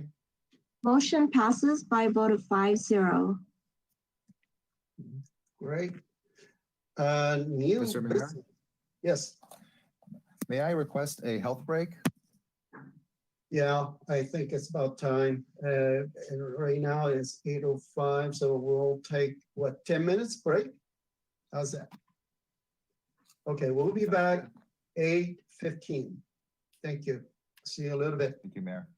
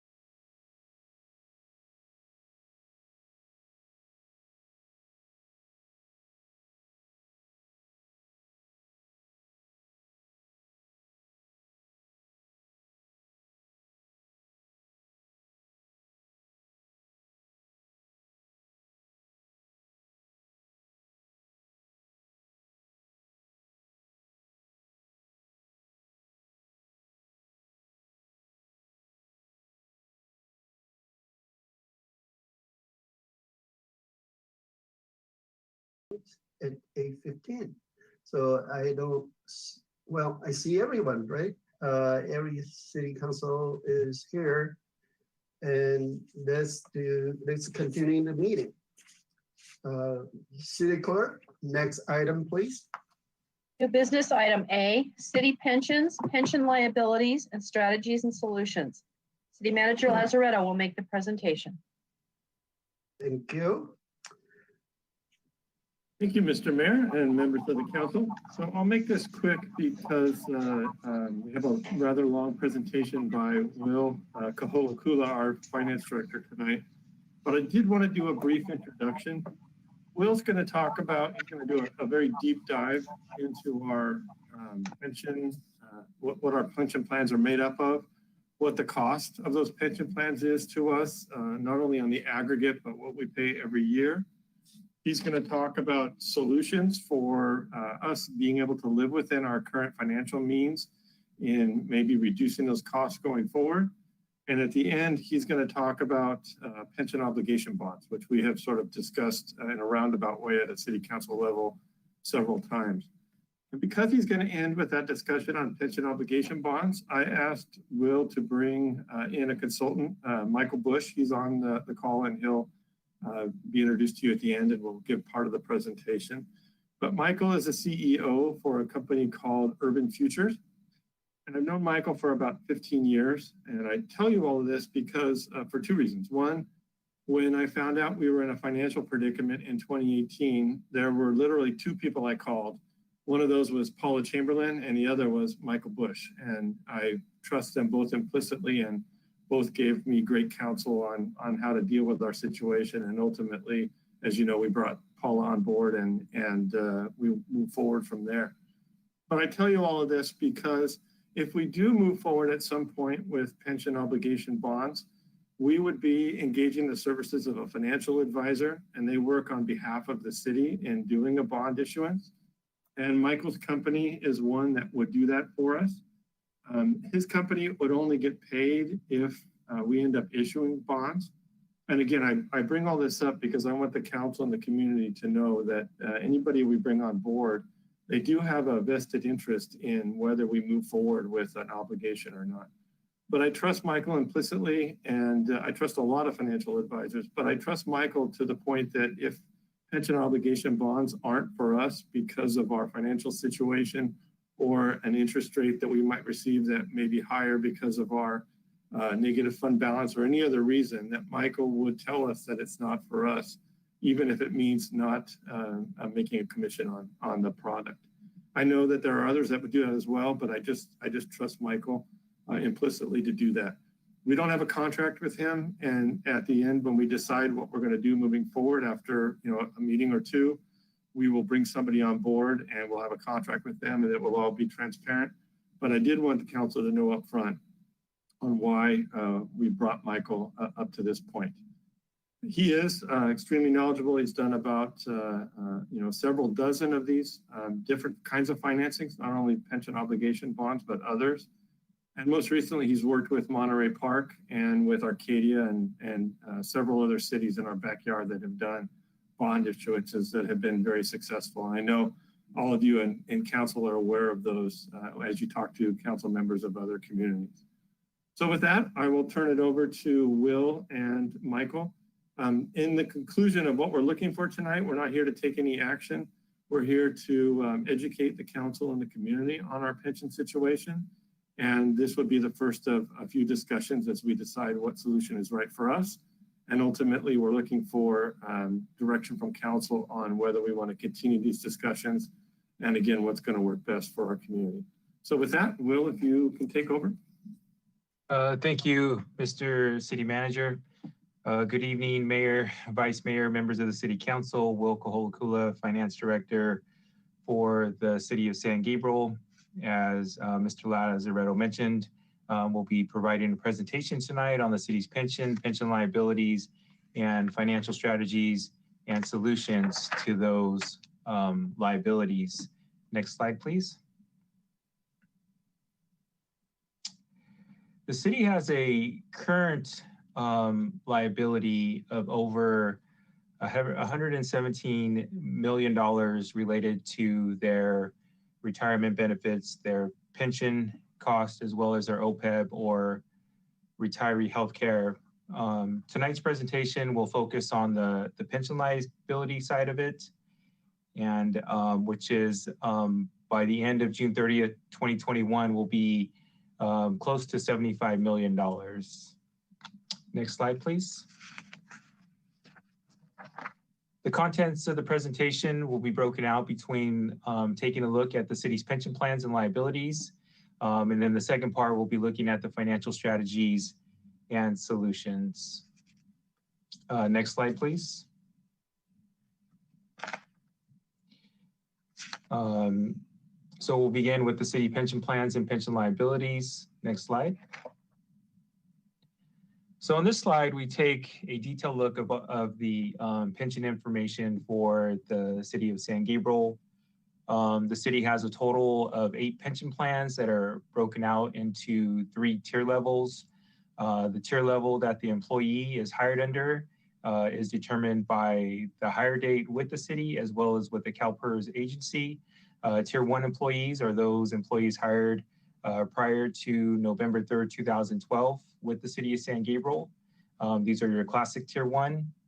Classic tier 2 employees are those hired after that November 3rd date in 2012 who had previously worked for a CalPERS agency. And then tier 3 or PEPRA employees, or these are the employees after the Public Employee Pension Reform Act went into effect, who were hired after January 1st, 2013. And the information that we provide in the tables is a breakdown of the various pension plans, the formula, the number of active participants for each pension plan. As of the last payroll run, the city has 178 participants in the pension plans. And then we move over and we present the contributions that are required for the pension plans. These are called the normal contribution. The normal contribution is the actuarial calculated cost of the benefit that is being earned for that year. Couple things to point out is you can see the highlighted orange, the classic tier 1, the total normal contribution for at the top, the safety plans is a total of 34% contribution to the pension plan for all pensionable salaries. Next slide, please. Now here are just a couple of bar charts so you could graphically see the total number of participants by tier level. Classic tier 1, those are the ones who were hired before that 2012 date at 71. And on the right, you have the PEPRA members. As the classic tier 1 members retire and new employees are hired on, the PEPRA number will continue to increase. On the bar chart on the right, you can see the discrepancy between the contributions that the city makes for the pension plans. You got the olive color, which is the classic tier. Moving from left to right, you can see the classic tier 1 is at the nearly 15%. Moving down to the PEPRA, it goes down nearly by 8% to 7.73. Pretty much the same effect, but a little larger delta on the blue chart, on the blue bars, where the classic tier 1 safety is at the 26%, moving down to the PEPRA at 14%. Next slide, please. So now we'll move on to talking about the city pension liabilities. On the bar chart on the left, you can see that the city, as of the last actuarial report, June 30th, 2019, that the city has a total pension liability or UAL of nearly 75 million. The 2 rows at the top, the tier 1 safety and the tier 1 miscellaneous that are highlighted in orange, you can see make up 99.4% of the liability. So the focus of this presentation will be on those tier 1 liabilities. On the table on the right, is the funded status for each of the funded plans. So we have the total assets that are in the pension plans, the total assets that need to be in the pension plans to fund it, and then the funded level. Overall, the city of San Gabriel's funded level is 67.4% as of the last actuarial report. As we mentioned in the report, 70% level, anything below 70% is considered high risk. Anything above 70% is considered moderate risk. And if you're over 80% is considered low risk. Next slide, please. So on this slide, we'll talk about how the pension liability layers are created. So the one thought is, well, if we're paying 100% of the normal cost to pay for these pension costs, then why are liabilities created? There's basically two situations that will create liability layers for the pension plans. The first situation is when CalPERS changes their actuarial assumptions. The most common actuarial assumptions for CalPERS is the mortality rate, or how long they expect people to live, and the discount rate, or what they expect to earn on their investments. In the table in the middle, you can see the historical discount rate. In 1990, it was 8.75%. CalPERS has continued to lower it. Now in 2020, it's at 7%. So every time they lowered that discount rate, it created a new liability layer for our pension plans. The second situation is when the actual results fall short of the actuarial assumptions. So one actuarial assumption that CalPERS has is the amount that they expect to return. And then on the table on the right, you'll see the actual investment returns. When you compare it to their discount rate in the table in the middle, sometimes it's higher, sometimes it's lower. When the actual return is lower, it creates a layer of liability that's amortized over a period of 20 plus years. When the investment return, the actual investment return is higher than the expected rate of return by CalPERS, it creates an asset for the pension, and that's amortized over the same typical period.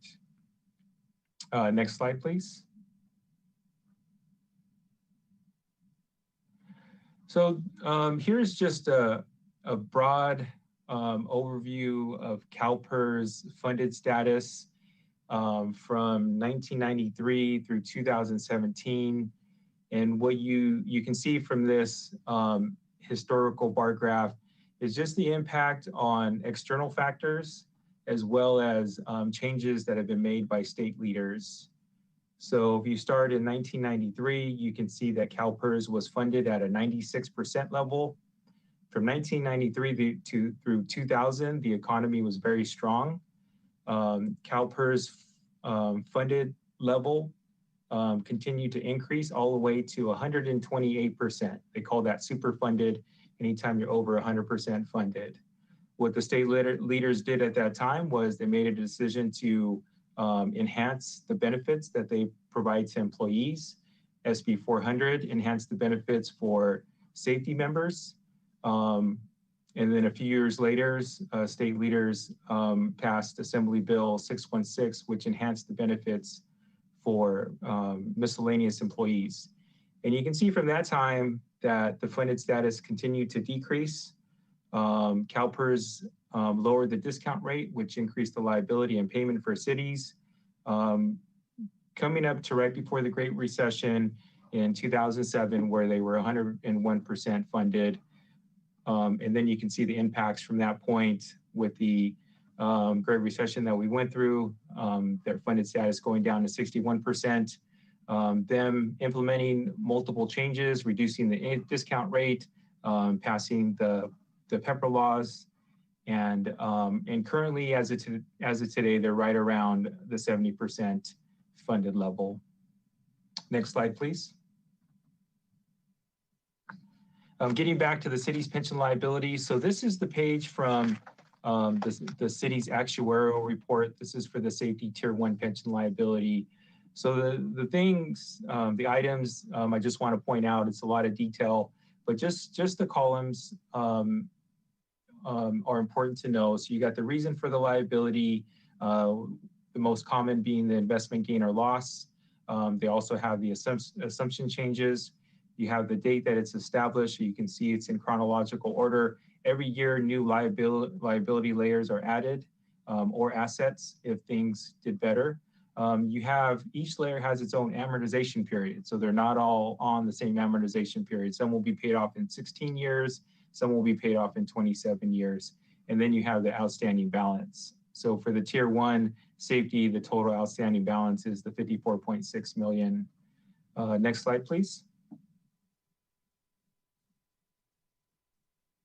So this is pretty much the same page, but this is the miscellaneous tier 1. Pretty much the same impacts, but it's just impacting at a lower amount because of the lower amount of plan assets. Next slide, please. So here is the amortization schedule for our safety tier 1 and miscellaneous tier 1. So these are the payments going out from June 30th, 2021, all the way through June 30th, 2045, when the current liabilities will be paid off. Just a couple things to point out is that the city is being charged 7% interest. So you can see on the table on the left, the safety tier 1, that the total principal that we will pay will be the 54.6 million, the highlighted blue, and then we'll pay interest of 41 million, total payments of 95 million. You know, similar impact at a lower amount on the miscellaneous tier 1 on the right. Next slide, please. And then here is a line chart of the repayments for the pension liability based on those amortization schedules that we saw on the previous slide. So a couple of things to point out is just the uneven payments that we are paying on our pension liability. You see from June 30th, 2021, that the liabilities are increasing. In 2025 to 2026, there's a big drop. Most likely a liability layer is paid off. It continues to increase, and then it takes a sharp decrease until it's paid off in June 30th, 2045. Next slide, please. So one other thing we wanted to point out is how our retirement costs are funded. As the city council knows, the city has a retirement fund that earns revenue that is specific to pay for the city's retirement costs. So what we wanted to show on this chart is the revenue generated, the retirement expenses in orange, and then the reserves that are in that retirement fund.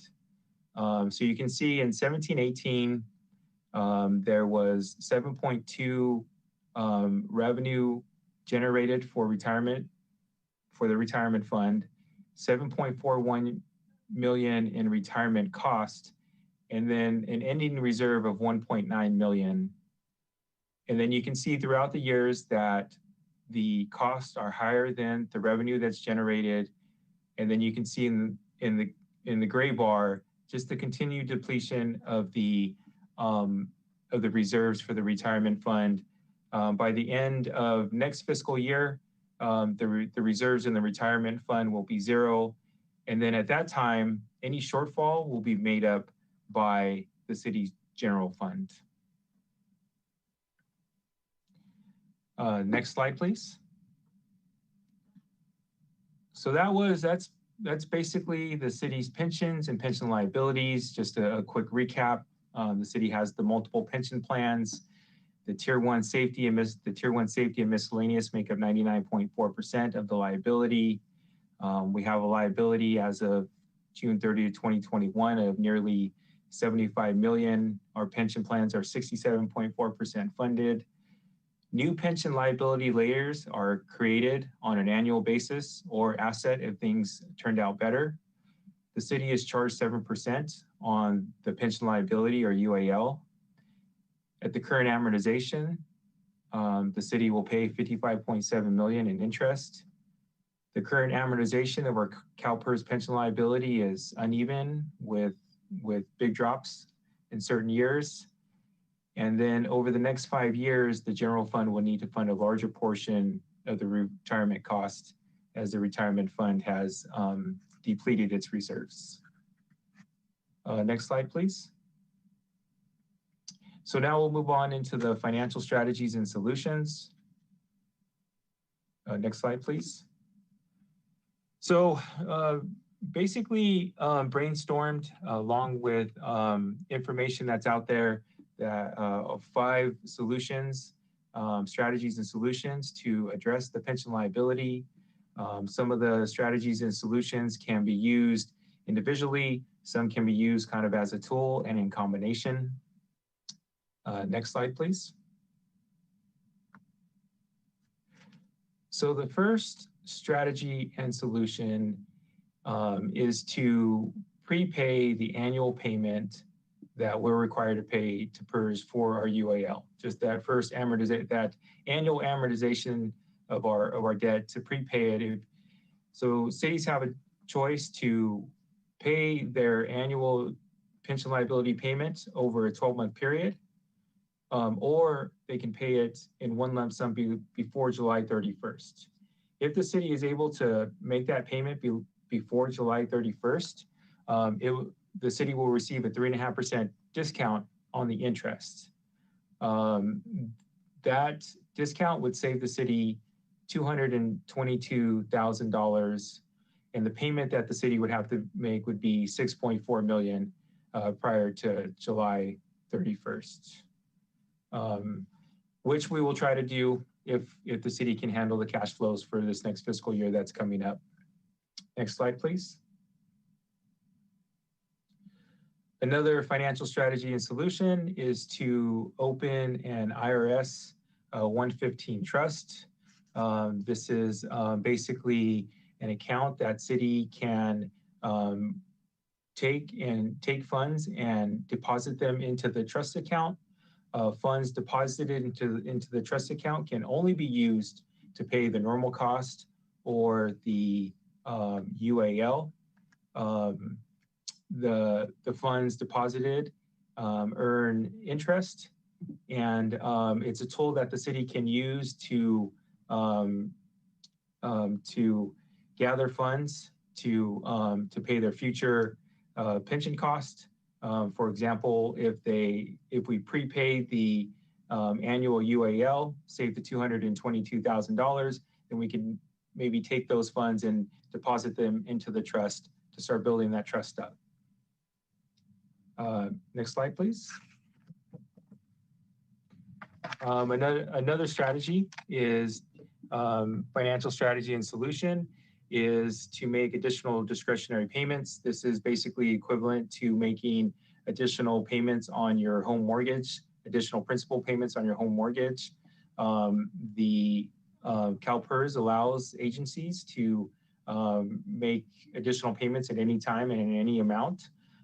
So similar to funding a trust, we could take that $222,000 that's saved by prepaying the annual UAL payment, and we can use that money to pay down the pension liability. Next slide, please. So here's a comparison between the Section 115 trust and the direct additional discretionary payments.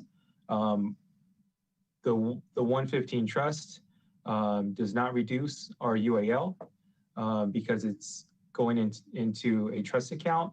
The direct additional discretionary payment reduces the pension liability. The impact on the financial statements, the 115 trust would be an asset on the balance sheet, whereas the additional discretionary payments or ADPs will reduce the liability that the city carries related to its pension liability. Control over investment strategy. The 115 trust, the city will maintain some control over the investment strategy. the direct payment to CalPERS, the city will not. The funds will be managed by a trust administrator under the 115, and CalPERS will manage the funds under the direct ADP. And then one of the biggest factors, one of the biggest differences between the two is the flexibility and use. Funds deposited into the 115 trust. The city has the flexibility on when they want to use those funds and how they want to use those funds, whereas additional discretionary payments are paid to PERS, and that money is gone and used to pay down the liability. Next slide, please.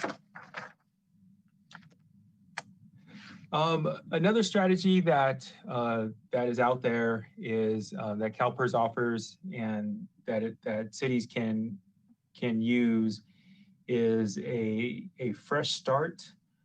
Basically, you reset and shorten the amortization period. The city is currently on a 25-year amortization period. We could reset that amortization period to a 15-year period. So paying the liability over a shorter period will save on interest costs. Cities can do it one of two ways. They can do it formally with PERS, where they receive a new amortization schedule from PERS and are required to stick to that schedule, or they could model it themselves and use fiscal discipline to follow that shortened amortization schedule. Interest rate on the debt is still charged at 7% though. Next slide, please. Here's just an example, an amortization example of what it would look like if the city reset the amortization from a 25-year to a 15-year. You can see on the table on the left that the estimated savings for the safety tier 1 would be about 8.8 million. And for the miscellaneous tier 1 on the right would be about 3.1 million. Next slide, please. And then here's a line chart just that graphically demonstrates what that reset amortization schedule would look like, where you got equal payments over a 15-year period, and then as compared to the current CalPERS amortization schedule. Next slide, please. So now we'll get into kind of the pension obligation bond area, basically where we would refinance and restructure the debt. As we start talking about pension obligations bonds, I'll turn it over to Michael to kind of talk about the pension obligation bonds and his experience in Monterey Park. But the basic concept is that the city would issue a bond at a lower rate than it's being charged for under the pension liability at 7%. The proceeds from that bond would be wired to CalPERS and used to pay off the pension liability. At that moment, the city would no longer have a pension liability, but now would have a new debt, a new bond debt, which the city would make those debt service payments on. However, CalPERS will continue to compare the actual results versus their assumptions. Any differences where the actual results fall short of those assumptions, new liability layers will be created, and then the city would be paying on those liability layers over a 20-year period. And then just the note we have here is that pension obligation bonds have been the most common debt instrument to refinance the UAL liabilities. Next slide, please. So the one thing I wanted to note was just the risk associated with funding the CalPERS at 100% level versus maintaining the same funding level.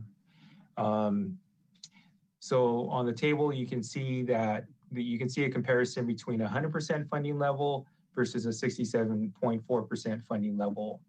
Under the 100% funding level, market value of plan assets would be 230 million. Based on the 7% discount rate, the plan is expected to earn 16.1 million.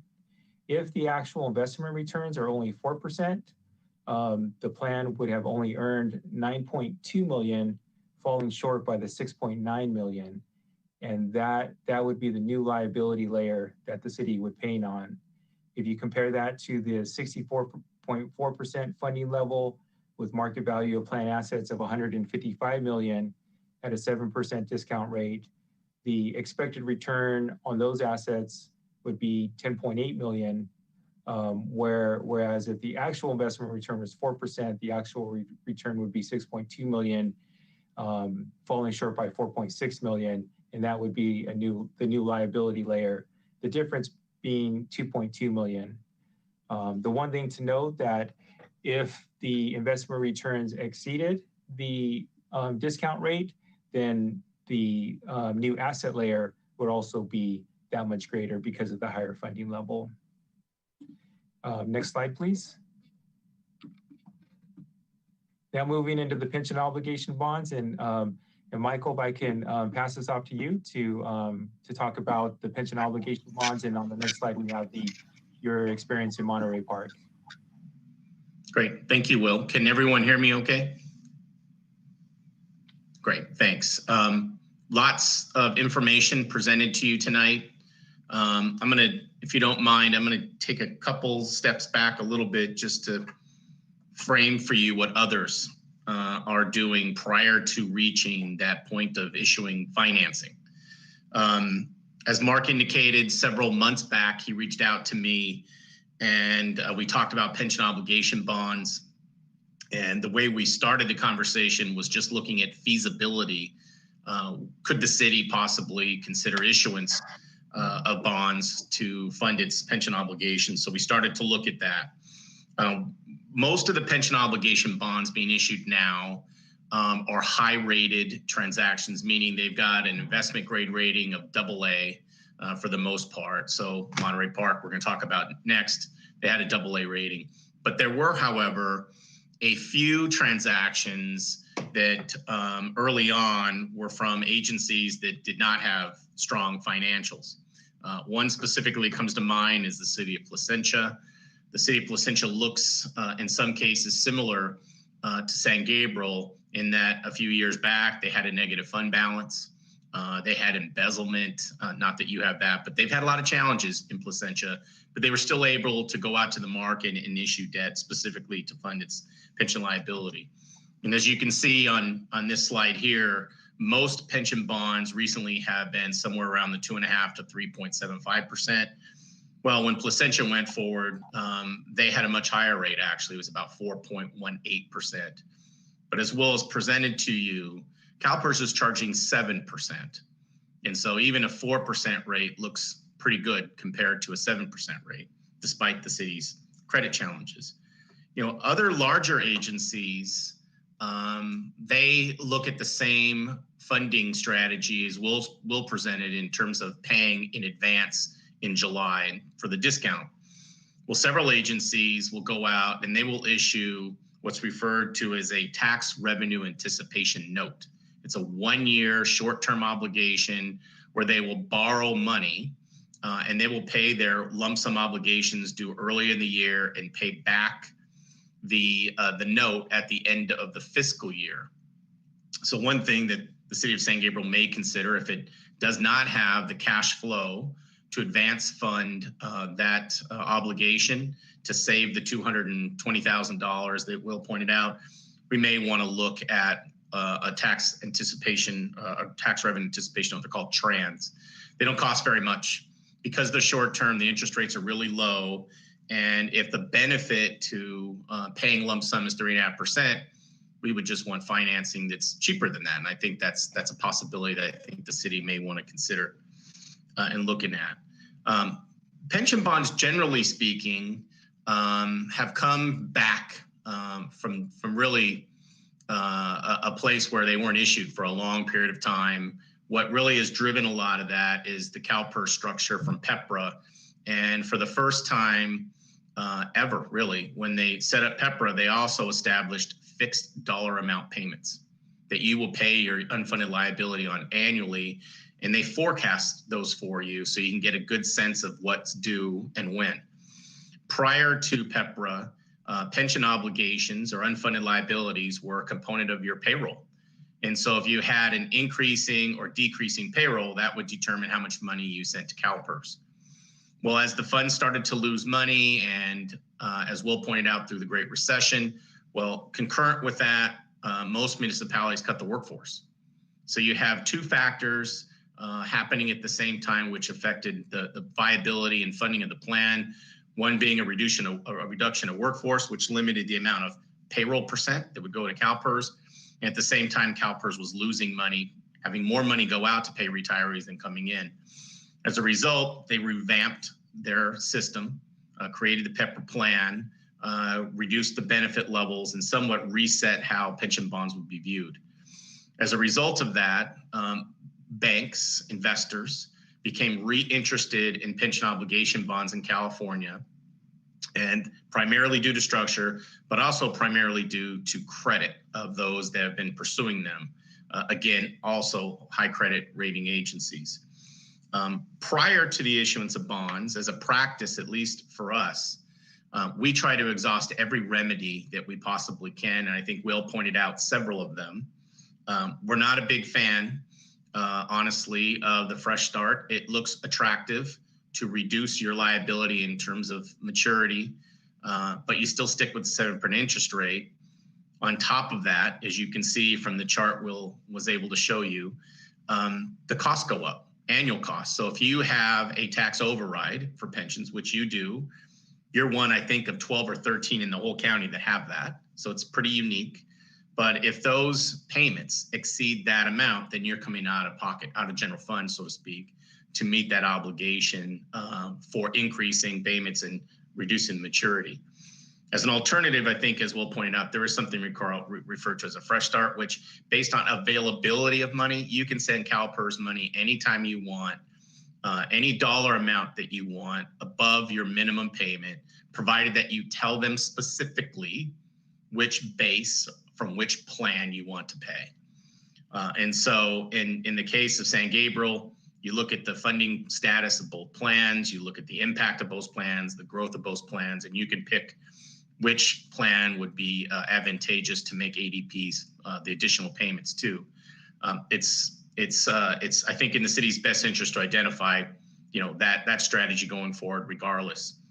And depending on when you make those payments in terms of what part of your unfunded liability, will have either a impact on your current budget or it will have a long-term impact in terms of savings. So for example, if you have a liability due next year and you decide to prepay that this year, well, that will help next year's budget. If you decide that you want to pay a liability that's 10 years or 15, 20 years down the road, that won't have a big impact on your budget today, but it will save you the most money because you're not paying that 7% interest over that period of time. So we look at all those things. Ultimately, when we come down to what is left, that's when we get to pension obligation bonds. And so we've been reviewing opportunities by the city of San Gabriel relative to the other clients we've worked with. And as Mark has pointed out, I've worked on about a dozen of these in the last probably 12 to 18 months. He mentioned Arcadia, Monterey Park. We've also done Glendora, Pomona, Covina, Azusa, Whittier, Pasadena, and we're Orange, and now we're helping a few others not too far from you try to find a way to make this work. So the good thing I think the city has going for itself is you have a pension override. And what makes that interesting is it is a dedicated revenue stream that's unique in the marketplace. Investors, as we've seen with others, seem to like the revenue, but we still have a fund balance issue with San Gabriel. Over the last probably month and a half or so, the communication between the city manager and Will and I have been focusing on this feasibility issue.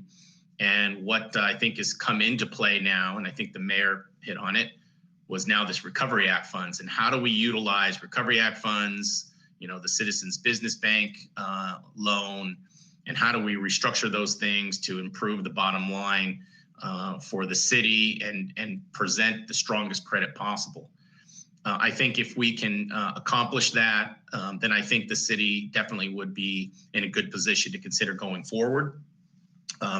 As outlined on this slide, there are several steps needed to do that. The first is a judicial validation. Basically means you go through a court process, and the court basically allows you under the California refunding law to issue bonds to refinance your current pension obligation. It is a debt of the city. It's on your books under GASB 68. And you can actually move forward through a validation to do that. I would suggest that the city strongly consider that validation process, regardless of your current position financially, only so down the road, whether that be the next several months or the next several years, that this tool of issuing pension obligation bonds is in your toolbox. The cost for validation is about $25,000. So it's not significant, but it certainly brings a new tool to you to use. That process takes about 3 or 4 months to go through the court process. And once you've validated a transaction, you will validate your current unfunded liability. And once it's validated, you don't need to go back to court, provided that at the time you consider issuing the bonds, you don't exceed the current value of your unfunded liability today, as I think as Will pointed out in some earlier slides. There are some advisories against pension obligation bonds. So if you've talked to your other colleagues in other cities, their councils, they're all dealing with a similar issue. It's one of the most prominent things we deal with all the time. You see some of those listed here as pros and cons, and also in the dialogue box above. The GFOA, which is the Government Finance Officers Association, is basically an advisory body for finance officers throughout the state of California, United States. They have not been in favor of pension obligation bonds for decades, probably more than 2 decades, maybe 3 decades now. That advisory, just so that you're aware, is a national advisory. It's not specific to California. It's not specific to CalPERS. It is a broad brush that basically says, under no circumstances do we believe you should issue pension bonds. A member of my team was actually on the GFOA board. We're working actually with the city of San Jose. A member of their finance team was on the GFOA board when the advisory was created. We tried to be proactive, reached out to the GFOA and said, we'd like to provide you some comments on your advisory. We believe strongly that the CalPERS pension reform through PEPRA requires consideration of GFOA to validate if your prior advisory is still something you want to continue with. In a nutshell, they told us, yeah, we'll look at your comments, but we're not likely to change the advisory. Again, probably being a nationwide advisory. So what's happened in absence of a change to the advisory is now the bonds are structured in such a way to follow the advisory as much as possible. So as outlined here, a couple points on the advisory. One, issue the bonds with a call. So as you can see here, there is a 10-year call. What that means is if you issue bonds today and you have a 25-year maturity, after year 10, you can call the bonds and refinance them again for interest rate savings. And that's important to you managing your debt going forward. Pension bonds issued in the early 2000s, late 1990s, didn't have 10-year calls. They were all make-whole calls. So whatever obligation you had to fund the bond, you were stuck with that until the bond was completely paid off. Those are gone. We don't do that anymore. The second is don't extend the maturity. And so in some cases, there were cities, again, in late 90s, early 2000s that had budget issues as they're going through the variety of recessions we've seen in California. In order to meet their budget obligations, they would just issue pension bonds repeatedly, in some cases, over and over. And when they would do that, they would fund their normal cost, which is the cost of providing the benefit today, plus the unfunded liability. And that was considered a no-no, but it happened quite often. And so we don't see that anymore as well. I think there's one risk I think that is unavoidable, but can be somewhat managed. And I think it's part of your discussion with your trust, 115 trust discussion, is what happens when you issue bonds and you give the money to CalPERS. If you're going to issue pension obligation bonds, you have to give the money to CalPERS at the closing of the transaction. You don't have a choice to hold them and wait for a better market timing. And so what you want to avoid is the issuance of bonds at a time when the market's at its peak and then it has a big drop. And so for some of you that may watch the stock market, you know, maybe on a regular or even infrequent basis, you'll know some days it's up, some days it's down. You know, the best time to issue bonds for pension bonds, honestly, is when the market's crashed somewhat and it's in recovery, because then you know you have positive equity gains. So there's ways that we mitigate that risk in terms of looking how to set up bonds. That was part of the feasibility study that we looked at on Mark's behalf and in his request. So in a nutshell, we think there's a possibility to do it here. It will not be easy. I do think as part of this process, looking at recovery funds and looking at other issues related to the fund balance of the city is probably doable. I think we might be able to focus just on the pension override tax as a pledge to the bonds, which I think will allow you to go forward and in a way that will certainly allow you to reduce that liability and have some savings. There's ways to structure it where you don't have to issue all the bonds either. So if your liability, unfunded liability, is $70 million for safety and for miscellaneous, it doesn't mean you have to issue all $70 million of bonds. You can structure it in tranches to mitigate risk. You can structure it in a way that benefits your budget and in a way that also benefits the cash flow from your pension override tax, so that there's always capacity to meet the debt obligations, but also to address new liabilities as they come on board. So it's doable, but it is somewhat of a challenge. I think what we've seen in recent transactions, and I think the interest rates that you see here, those are probably more in the average. What we've seen in the last several months, however, is a significant decline in rates. The last few deals that we've seen, Orange, Monterey Park, El Cajon, and Chula Vista have all been below 3% across all of those. And in some cases, we'll use Monterey Park as a good example. They were rated lower than Arcadia. Arcadia's AAA, but got a better rate, got a better deal, so to speak, than Arcadia did. Not because of a credit issue, it was a market timing issue. So as rates have kind of expanded a little bit up and down, the acceptance of POBs by the investor market has grown.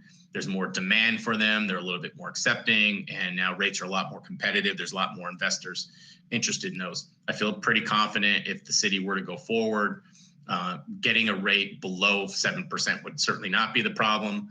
But I think, as Mark alluded to, getting a rate below 7% is not good enough for me personally, and I would hope it's not good enough for you.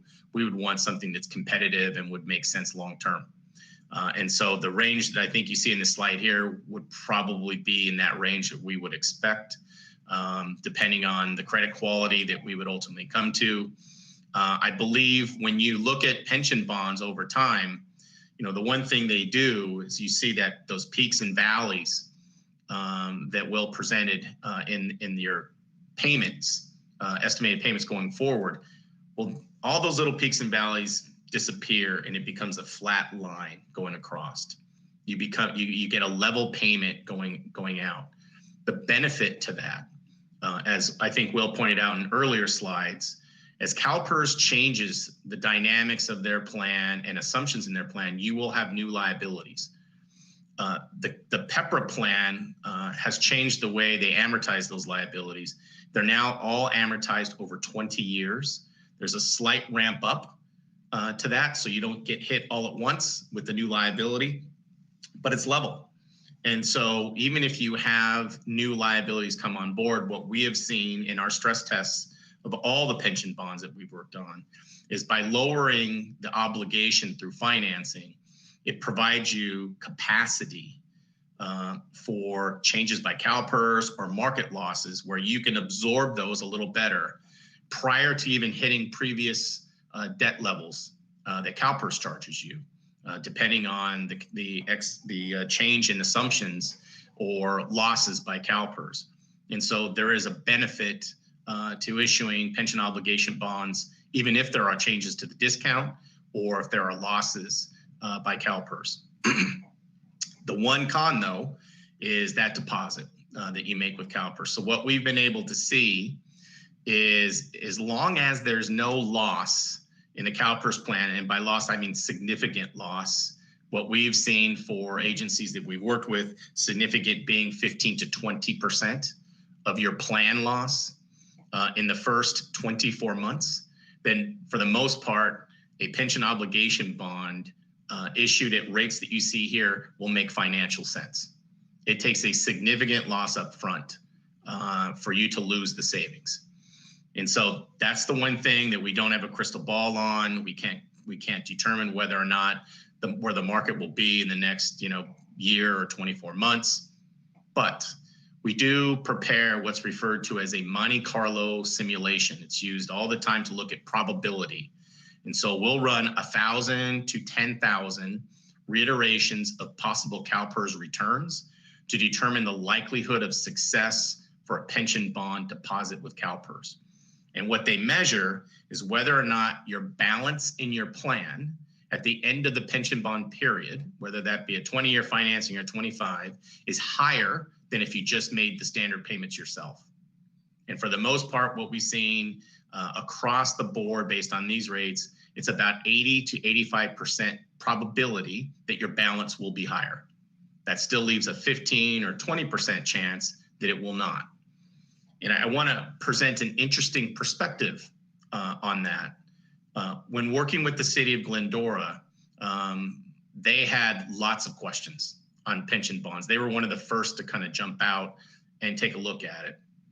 And I think their council came to a very interesting conclusion that I like to reference with other clients. They had three choices for dealing with their pension liability. The first was spend money down in reserves to meet the payments and the obligations. The second was to consider a reduction in workforce or in services to meet that obligation without depleting reserves. Or the third was to consider the issuance of pension obligation bonds. So I refer to this as the known and unknown strategies. The known is if you do nothing, you know what's going to happen based on what I think Will has presented to you. We're going to deplete the reserves in the fund, and more likely than not, we're going to need money from the general fund to start making payments. That's if you decide to keep going the route you're going. If you do not have the reserves available, then your next choice is to look at service delivery and reallocate resources from service delivery to meet your pension unfunded liability obligation. Or the unknown is you take risk and you consider issuing financing and you take this 15 to 20% risk that something may happen. Now, in Glendora's case, they issued bonds, I think it was about 18 months ago now, and we've had good CalPERS returns, relatively speaking. Last year was 4.7%. This year, I think they're on target for 14%.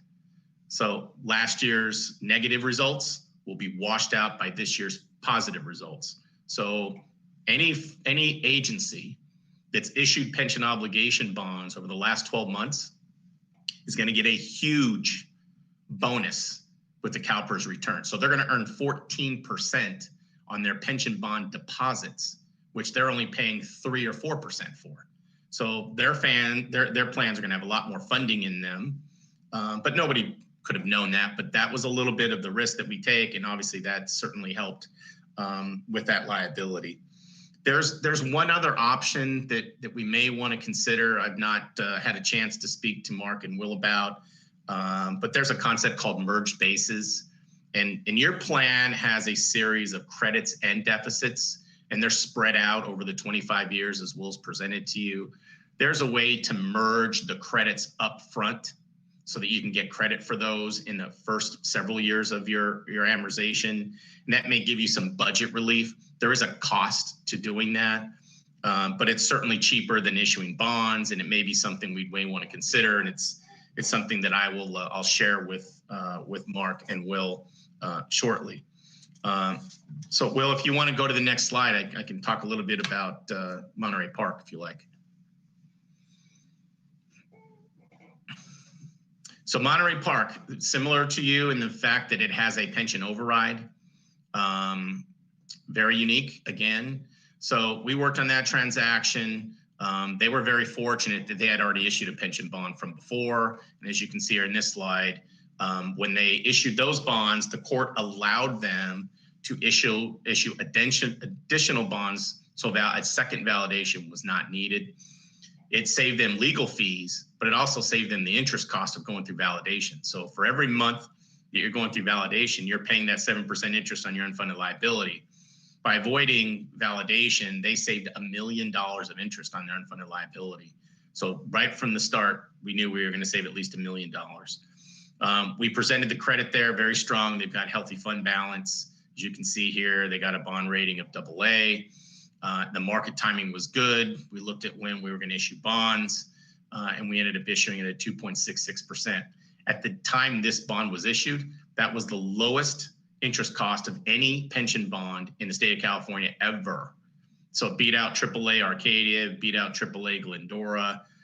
Unfortunately, although still good news for Monterey Park, within a few weeks, there were a couple deals that priced a little better because the market had turned more favorable for a few of the transactions. It has since gone up. So for example, about 4 or 5 months later, in a recent deal, the city of Huntington Beach, also with the tax override, issued bonds. Their rating was AA+, and their interest rate was 2.9%. So better rating, still a little bit higher rate. But anything below, I think 3% looks very good. I think the city has some challenges with it. I think the Placentia, and there's other deals. I think Chowchilla has issued pension bonds. But Placentia issued their bonds, they were BBB+. So not even close to the ratings you're seeing today, slightly above 4%, but without a tax override. They had 2 or 3% of annual expenditures as their fund balance after coming out of a negative fund balance situation. So I feel optimistic that with hopefully with the Recovery Act funds, that the city can make some adjustments to its bottom line by moving some monies around and obligations around to improve that position. And in doing so, might be able to open themselves up to the possibility of issuing pension obligation bonds or another type of financing, should you choose to do so, with considerable savings that I think would help you avoid any general fund obligation beyond what you may be doing today, and hopefully would allow you to have your debt service funded for your UAL just from the override, and any new liabilities, again, from your override over time. And that's something we would definitely consider structuring into the transaction. As Mark pointed out, I will say it myself, if it doesn't fit, if it's not right, if the rates are high, if waiting a little bit longer is in your best interest, that would definitely be the recommendation that we would give to you. I understand there is a sense of urgency given your budget situation, but at the same time, these are 50-year decisions. This is a decision this council will make that maybe another one will never have to make, and if it does, it'll be a long time down the road. And I have a similar background to Will and Mark. Prior to becoming a consultant, I worked for some cities in San Gabriel Valley, and I was always a very prudent yet conservative, with public funds. And there's no rush to do something that you may regret down the road. We want to make sure it's right. We want to make sure the timing is right, and that it makes sense, that it's beneficial, and that it works both short term and long term. And we don't think you're far off of that. We think without COVID came in, I think Mark and I were pretty disappointed when COVID hit, because we thought we were going to get there sooner than that. But maybe with the Recovery Act funds, you will. And I'd be happy to work with you. I'm working with a lot of other agencies to try and figure out how to allocate those monies to the advantage of those agencies.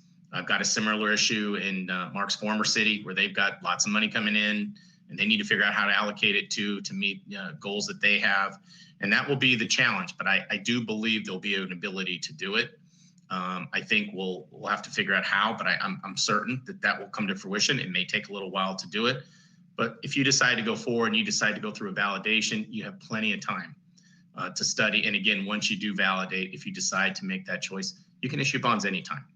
Just because you're validated doesn't mean you issue them today. You can issue them down the road when things are better for you. And with that, Will, I turn it back over to you, and I'd be happy to answer any questions from staff or the council. Yeah, thanks, Michael. Just a couple more slides if we can move on to the next slide.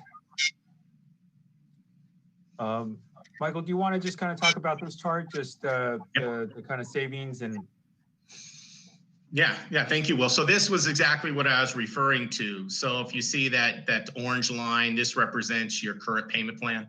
This is assuming that CalPERS has returns of 7% every year and does not change any other assumptions. The city doesn't increase wages faster than CalPERS assumes.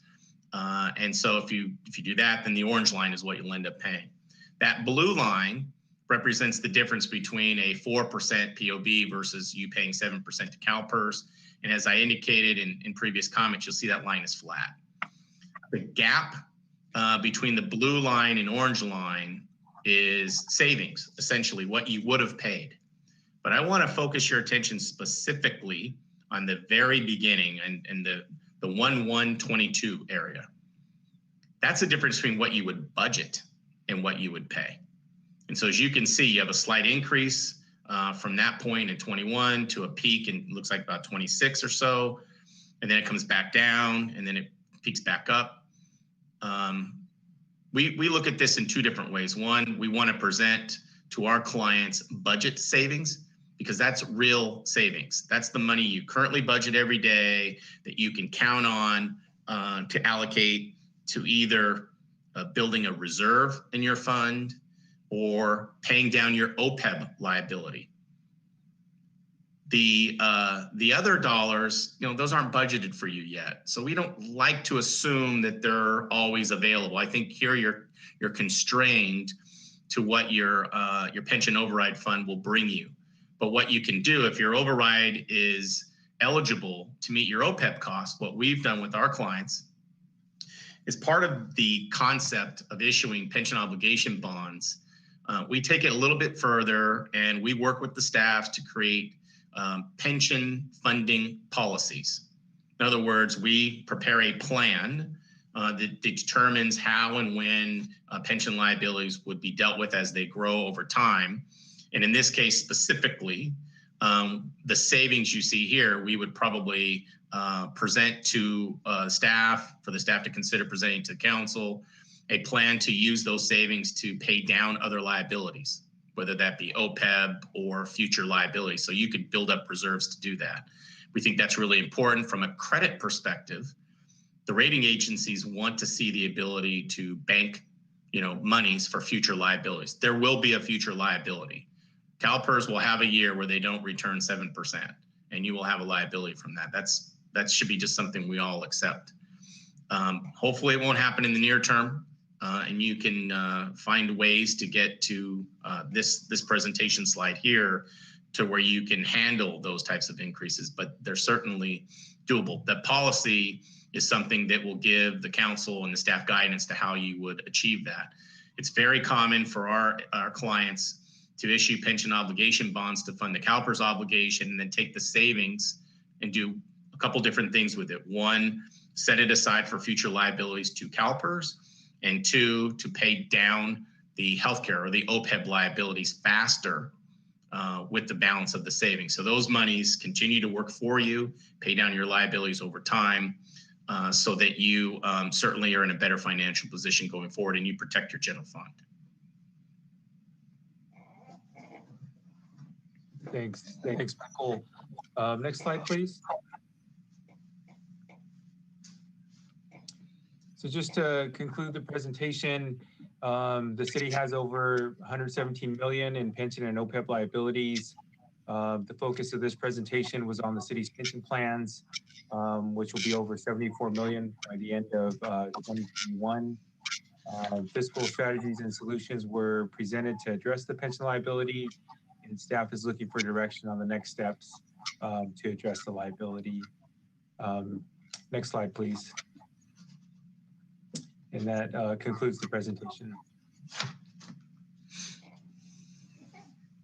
Well, this is very important information, and I want to thank Will and Michael to give us all this valuable presentation. Well, it's a lot of stuff to absorb.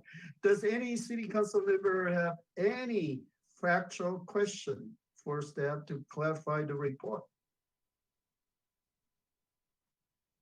Anyone? Okay, I see Councilman Wu. Yeah, thank you. So I just wanted to, well, first of all, yes, I echo the mayor's comments. Thank you for the very thorough and detailed deep dive into both what our pension liabilities are and the financial strategies and solutions. I wanted to ask for clarification about the Section 115 trust account. Does that essentially then, it sounds as if it's putting money into a trust account that would serve as our own sort of pension fund. Would that be accurate? The 115 trust account would be basically like a savings account, but just the nature of the trust, it would be specifically restricted where we could only use those funds to pay pension costs. But what restrictions, if any, are there on how those funds are, how we invest those funds? Is it only a savings account? Like, can we only earn like whatever the paltry savings account rate is at the current moment? Right. So, so in order to set up the trust, the agency that sponsored the trust has to go through, I guess, certain IRS regulations. That's why it's called the 115 trust. And then so then that sponsor of the trust would come up with like specific investment strategies. So for example, CalPERS sponsors a 115 trust that they got approved by the IRS, and they offer two investment strategies that you can choose from to for the funds that you're going to place in that trust. Okay, but who is the fund manager? It would be the sponsor of that trust. It would be a trust administrator. Would be the fund manager. I see. And just so we're all clear, then, is there any ability to shop around for which sponsor it is? I'm sure they each have their different, different track records of success in terms of investment returns. I'm aware of two. I know CalPERS offers a 115 trust, and PARS also offers a 115 trust. I'm not sure if there's others out there, but I think those are the two who are primarily offering the 115 trust. Okay. I do have to jump in. I'm sorry, Councilman Pu, I don't mean to cut you off. I do have to jump in and qualify that our pension override tax requires that we can only send that money to PERS. So for example, our OPEB trust, that's on deposit with PERS. So they act as our trustee, and we're stuck with their investment scheme. We can determine how, through PERS, how risky we want to be or how safe we want to be with those funds. So it's not on deposit in the same way as our other CalPERS funds are, but we don't have the ability like other agencies to go out and choose anybody unless we use general fund money for it. But for our pension override tax money, which we have used in the past to fund our Section 125 trust, I think is what it is, for that one. That's done through CalPERS itself. I see. So, I mean, it's not really any ability to get any better returns from CalPERS. It's all goes. I mean, basically, you're saying, and if there was a 115 trust, it sounds like there aren't very many other options other than CalPERS and maybe PARS, and then so it's basically the same menu of options as far as investment returns go. Ballpark, yes. Okay. Okay, those were my clarification questions. Thank you. Thank you, Councilman Pu. Now is the time for public comments. Chief City Clerk, have you received any public comments at this time? No, Mayor, we have not. Okay, so I'll close the public comments. Well, I guess it's the time for other city council member for delivering your questions or comments. Anyone want to go ahead?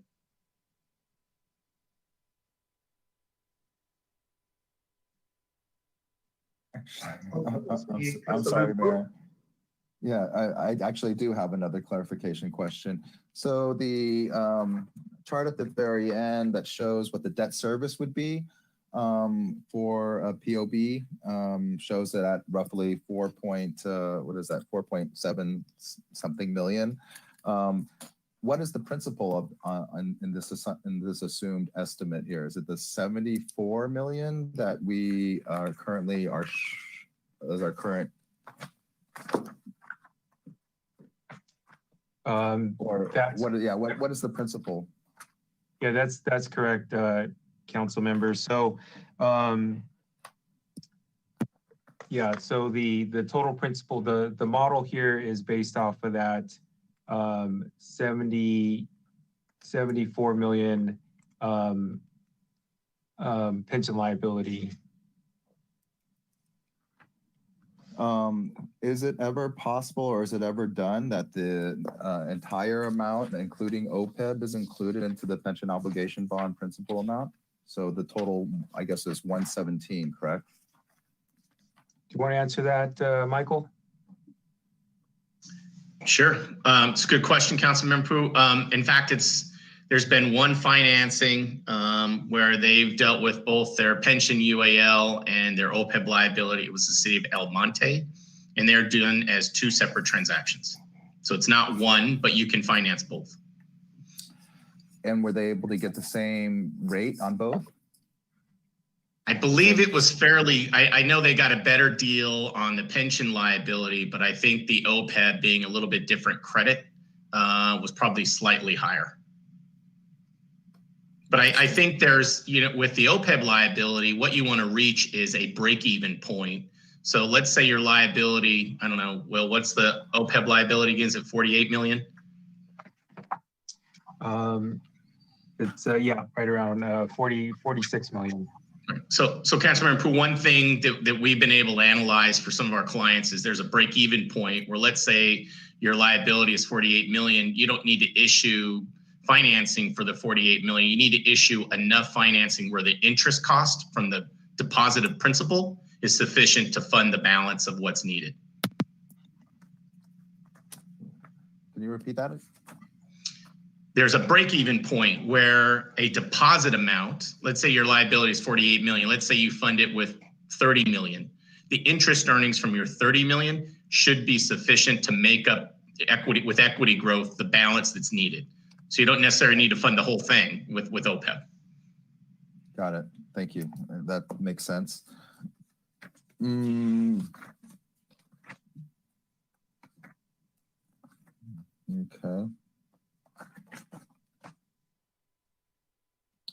I think those were my main clarification questions. Maybe this is, I mean, this requires speculation on your parts, both Michael and Will or Mark, but because we do have a dedicated revenue source to fund these pension obligations, why wouldn't an underwriter a financial institution want to fund this? Is that we have a dedicated revenue source that currently brings in somewhere in the neighborhood of 8 to 9 million per year. That's much more than the 4.7 projected that you show on the on that last slide. What's the credit risk? Mike, you want to take that one? Sure.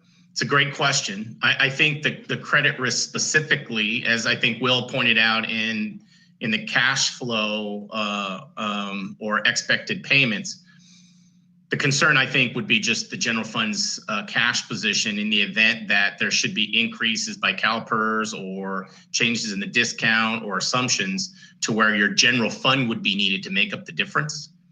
I do think you raise a really important question It's probably worth a detailed review of it if the council would be comfortable going that far, of having a group of individuals like myself, or even bringing in an underwriter and have them really take a deeper dive to see if that could actually happen. I've asked the bankers that work with Placentia specifically, hey, could you do this with just the override? They believe it could be done. That was the information I shared with Mark earlier. You know, that your general fund position will scare some investors, and you will pay a little bit more in interest cost. And so I think the theory would be to try and deal with that as much as possible before you actually get to market. But I can't tell you with certainty that there would be investor available, but I share the same logic that you do. If the fund is $8 million and the debt service is $5 million, it seems pretty simple to me that that's something you really want to look at. I think there's structural opportunities to, rather than try and, you know, eat the whole cake in one bite, so to speak, that you could look at strategies that will reduce the liability by focusing more on the later term obligations. So as Will presented it to you, every year the CalPERS has a return, they either give you a credit or a deficit, and it's amortized year 1 through year 25. When you issue pension bonds, or when you pay CalPERS any money at all, you've got to tell them specifically where you want the money to go, to which amortization.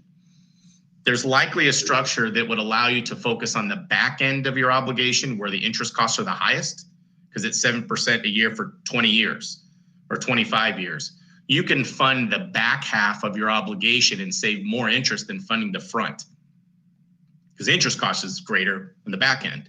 So I think there's a way to probably structure it to where you can entice some investors to really consider what you're proposing by showing that you know, you're focused more on long-term savings. And I think you could probably leave some of the current liability where it is and focus on the back end and still get great savings and still show that your fund specifically is you know, enough, sufficient, so to speak, to make debt service and to accommodate any increases. I think there's a way to do it. What, if any, is our credit rating?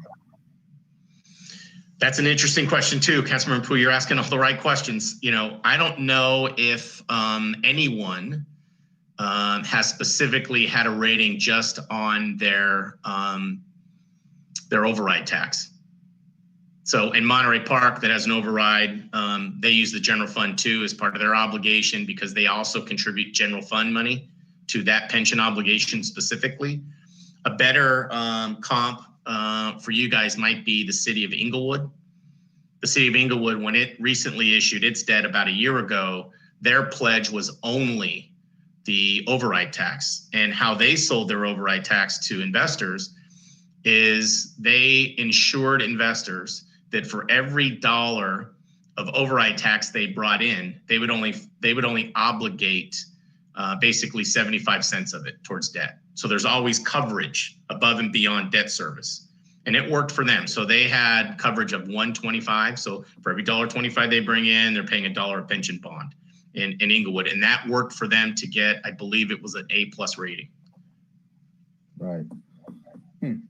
Yeah, I mean, I guess an analogy would be like receivables financing or factoring, where you would only get 50 cents on the dollar in terms of the financing, but it allows you to accelerate the cash flow if you have some outstanding receivables. So let's see here.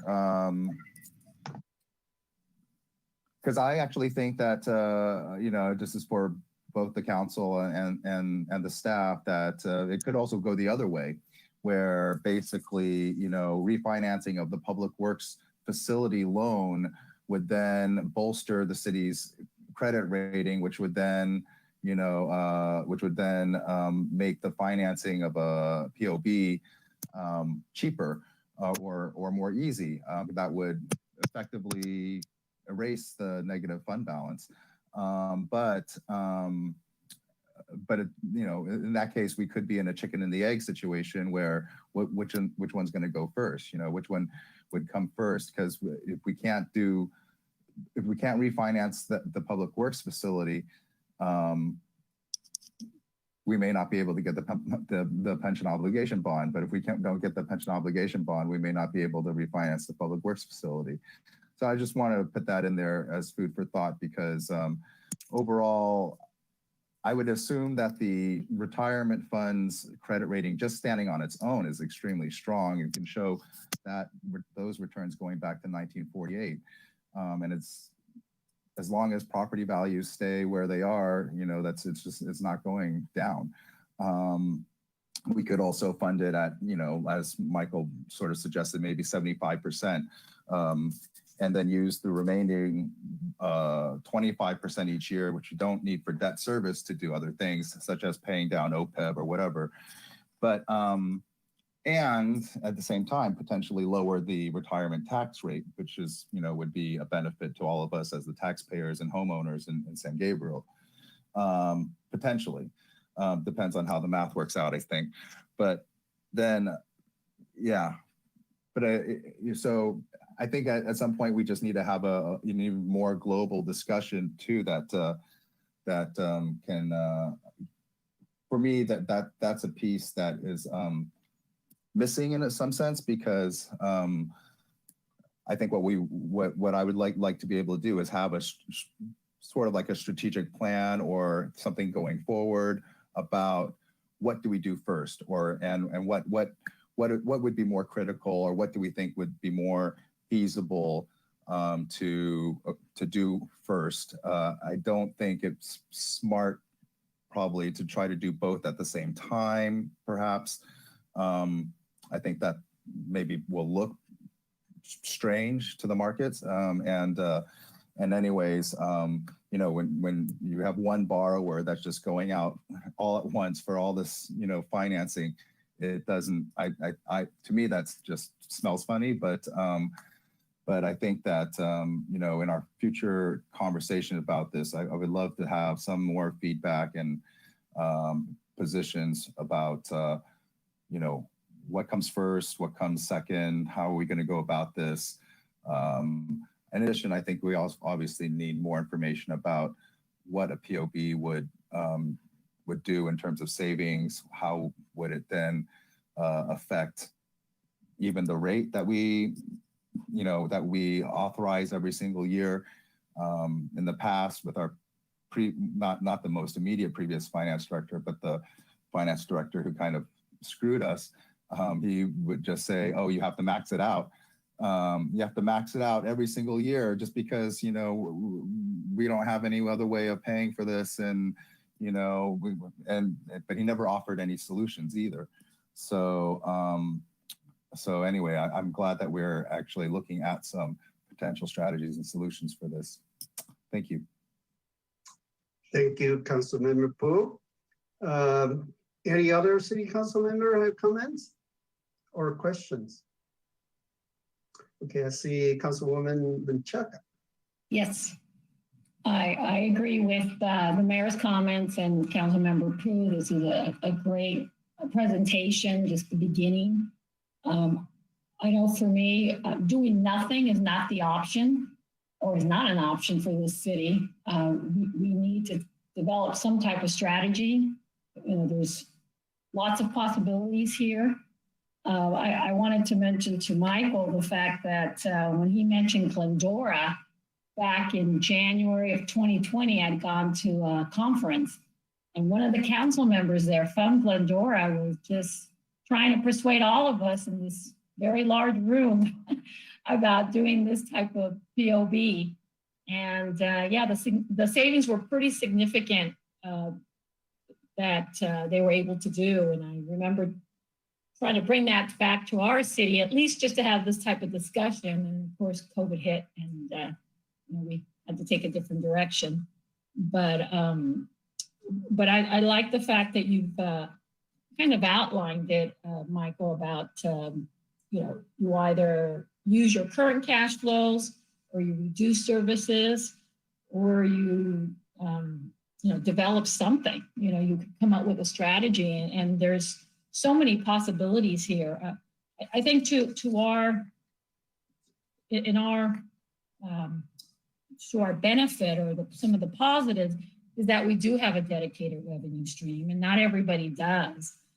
I was kind of curious. I had a couple questions. You mentioned Humane. Now, why was it beneficial for them to separate it between OPEB and the pension plan? They're just two different credits. They're viewed differently by the rating agencies as two different credits, so they have to be issued separately. And as Mark pointed out, when you issue pension obligation bonds, the money must flow to CalPERS. Yes. If you issue bonds for OPEB, the money can go to a trust, or if you do your own, you have a third party, you have a different discretion to where the funds go. So that would apply to us, because I think Humane has that revenue stream also. Is that correct? That is correct. They have an override. Okay, so if you want to look at OPEB, OPEB would do something similar to Humane? Because I thought Monterey Park also has a revenue stream. Did they do something separate too? They decided not to look at OPEB. That they started. It's a good question. When we first started working with them, it was on discussion. It could be, council member, that after the bond is closed and the savings comes in, they'll come back and look at it at a later date. It doesn't have to be done at the same time. It could be after a year or so, after the dust settles, so to speak, and they can decide, okay, now that we know what the savings is, we know what CalPERS returns are, let's figure out how we want to go forward.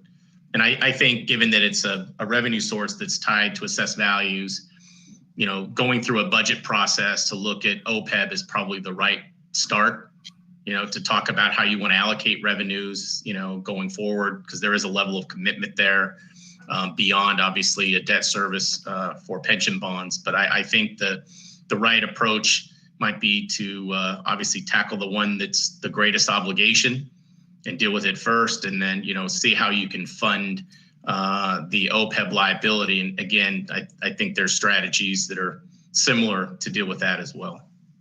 Okay. Well, I know the pension is 74 million, and the OPEB is 43 million. To me, that's still significant. I think they're both significant, and I would like to see strategies for both.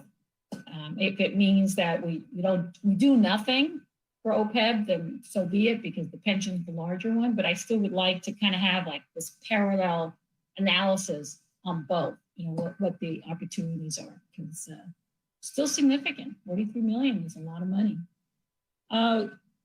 The judicial validation process, you estimate about 25,000. How long is that validation in place? Is that effective? Is it forever, or is it like 10 years? What's the effectiveness? It is in place it's in place up until bonds are issued, and up to that amount. So let's say hypothetically you validate for your entire unfunded liability of $75 million. You decide to issue $30 million of bonds. That means you'd have $45 million to issue later on at any point in time. And in some cases, the request in the validation from your bond counsel and validation firm will suggest that additional bonds be allowed. And what we've seen is some judges will say, okay, we understand why you do this. And others just say, we'd rather you come back every time. So it's been a hit and miss by different courts. So you can be in the same court, but if you have a different judge, they can decide something differently? That's been my experience, yes. Interesting. Okay.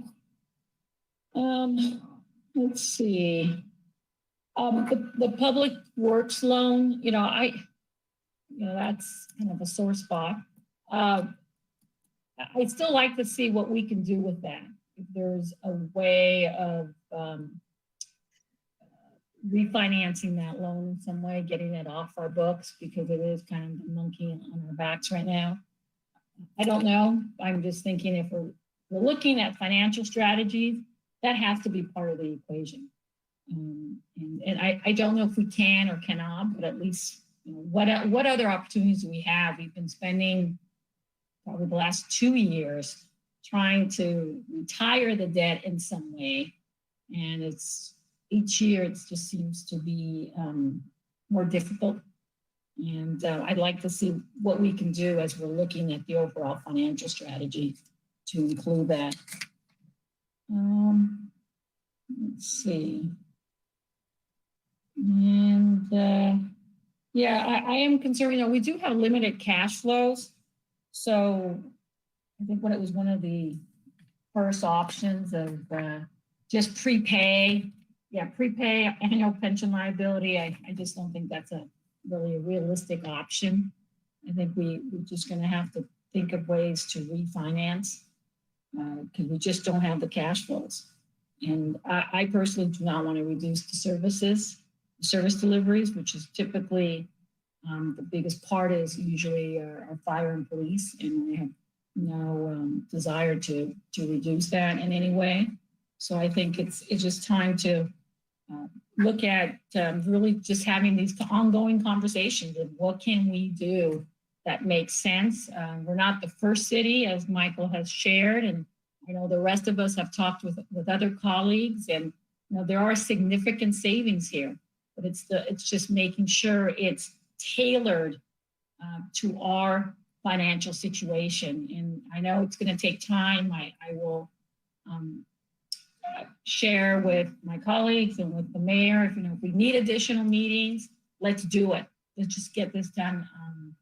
We need to take advantage of the rates that are still low right now. But I predict they're probably going to be going up higher. So the sooner we can get through this and understand, if we're going to do a partial or full, whatever the situation is, we need to move fast on this. And I think that's all for now. Thank you so much. And also with the Recovery Act, I'm sorry, I have a note here to see how that could be used. Said earlier, but that's also another piece of this pie. There's so many different parts here, and the Recovery Act is one also to see what we're allowed to use for this type of strategy. So thank you so much to everyone for bringing this forward. Okay, thank you, Councilwoman Menchaca. I see raised hand by Councilmember Pooh. Thank you, Mayor, for allowing me to, I think my only, another concern though, that I would like to raise and make sure that we, continue to consider is whether or not the timing of the market would make it advantageous. Because Councilwoman Menchaca is correct. If we had done this in January of 2020, you would have created a tremendous, asset surplus, an asset layer. But so that's another piece of the POB that we need to consider. If we're currently at the peak of the market, it would be disastrous, I think, to issue the debt, hand it over the CalPERS, have them tank, and then only create additional liability for ourselves. Best case scenarios, if Michael mentioned it, is if you can invest, you can get the financing, hand it over at a time when the market is at its bottom, and then you not only have saved in terms of what you may have paid, the difference of the difference between the debt service and what you otherwise would have paid, but then also in terms of creating an asset surplus, which you can use in future years as well. So anyways, I just want to make sure that it's not just about the interest rate, it is also about the timing of the market. And then another factor completely outside of our controls sometimes is then whether or not CalPERS wants to change its discount rate. So, just need to make sure we consider all the risks. Okay, thank you. Any other city council member have questions or comments? I have some questions, Mayor. Oh, thank you, Councilman Harrington. Yeah, I really appreciate the presentation as well. It's very informative. Thanks everyone involved. Will, Michael, Mark, I'm sure a lot more people that aren't on the letter to the council, but I have a few questions and just also some considerations for my colleagues. One question that Michael actually answered was regarding, is it an all or nothing proposition? Can you, get us to a healthy position instead of just funding everything? I think that he answered that, which is that might be another consideration. So when we say we have to do something, it doesn't have to be bonding the entire obligation, unfunded obligation. So we should consider that as part of the strategy as well.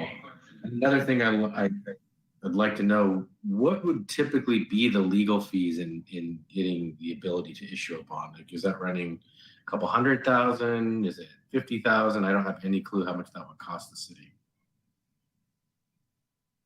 Yeah, I'd be happy to answer that if you like. It's been our experience that the validation can be a standalone fee. We've seen a number of agencies engage a validation and bond counsel as one firm. And in that scenario, we've seen fees for validation as low as 15,000, but it seems the average is about 25.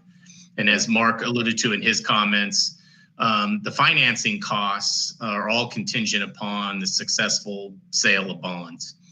But I would say, to answer your question very specifically, you could probably have the counsel fees somewhere around $90,000 to $95,000 all in for the transaction. And again, the only thing that you would be that would be non-contingent would be the validation fee itself. Okay. That makes it more clear. Thank you. So then I think one question or one consideration for council, right now, the whole reason we have this issue is we're not fully funding. So we're basically not making all of our payment obligations to PERS. If we issue a bond, that's no longer an option. We have to pay the monthly payments on the bond. So we have to, right now we're fully using our 1948 tax. When in fact, it's becoming a deficit. So there's going to be it's not a zero-sum game. So there's going to be some, some savings. There's going to be, obviously there's some big savings, but then we have to consider how we're going to use those savings. And I really think it's incumbent upon us that if we're going to make this, I think Michael called it a 50-year decision, because really we're making this decision for future councils as well. So we need to be fiscally responsible and say, we're going to use this savings not to pave streets, not to increase services, not to give employee raises, but to actually pay down our OPEB possibly, or pay down other obligations that we have. So that's why I want to make sure that when we do this, or if we do this, we're all on board that this money, this savings that we're trying to create for ourselves, actually goes towards what we mean it to do. So we don't create this saving. We can start out creating getting rid of our deficit and getting a nice reserve. But I really do think we should be very clear to each other and to staff and public that this money is going towards retirement and our pension obligations. I think that needs to be a very clear and very loud statement to the public. Because if we do it right and we're fortuitous enough to be in the 85% and not in the 15%, it makes a heck of a lot of sense. If we happen to be in that 15%, we need to be able to explain what we did, why it made sense, and it's better to take that risk and potentially save a lot of money for the taxpayers. Hindsight's always 20/20, hopefully.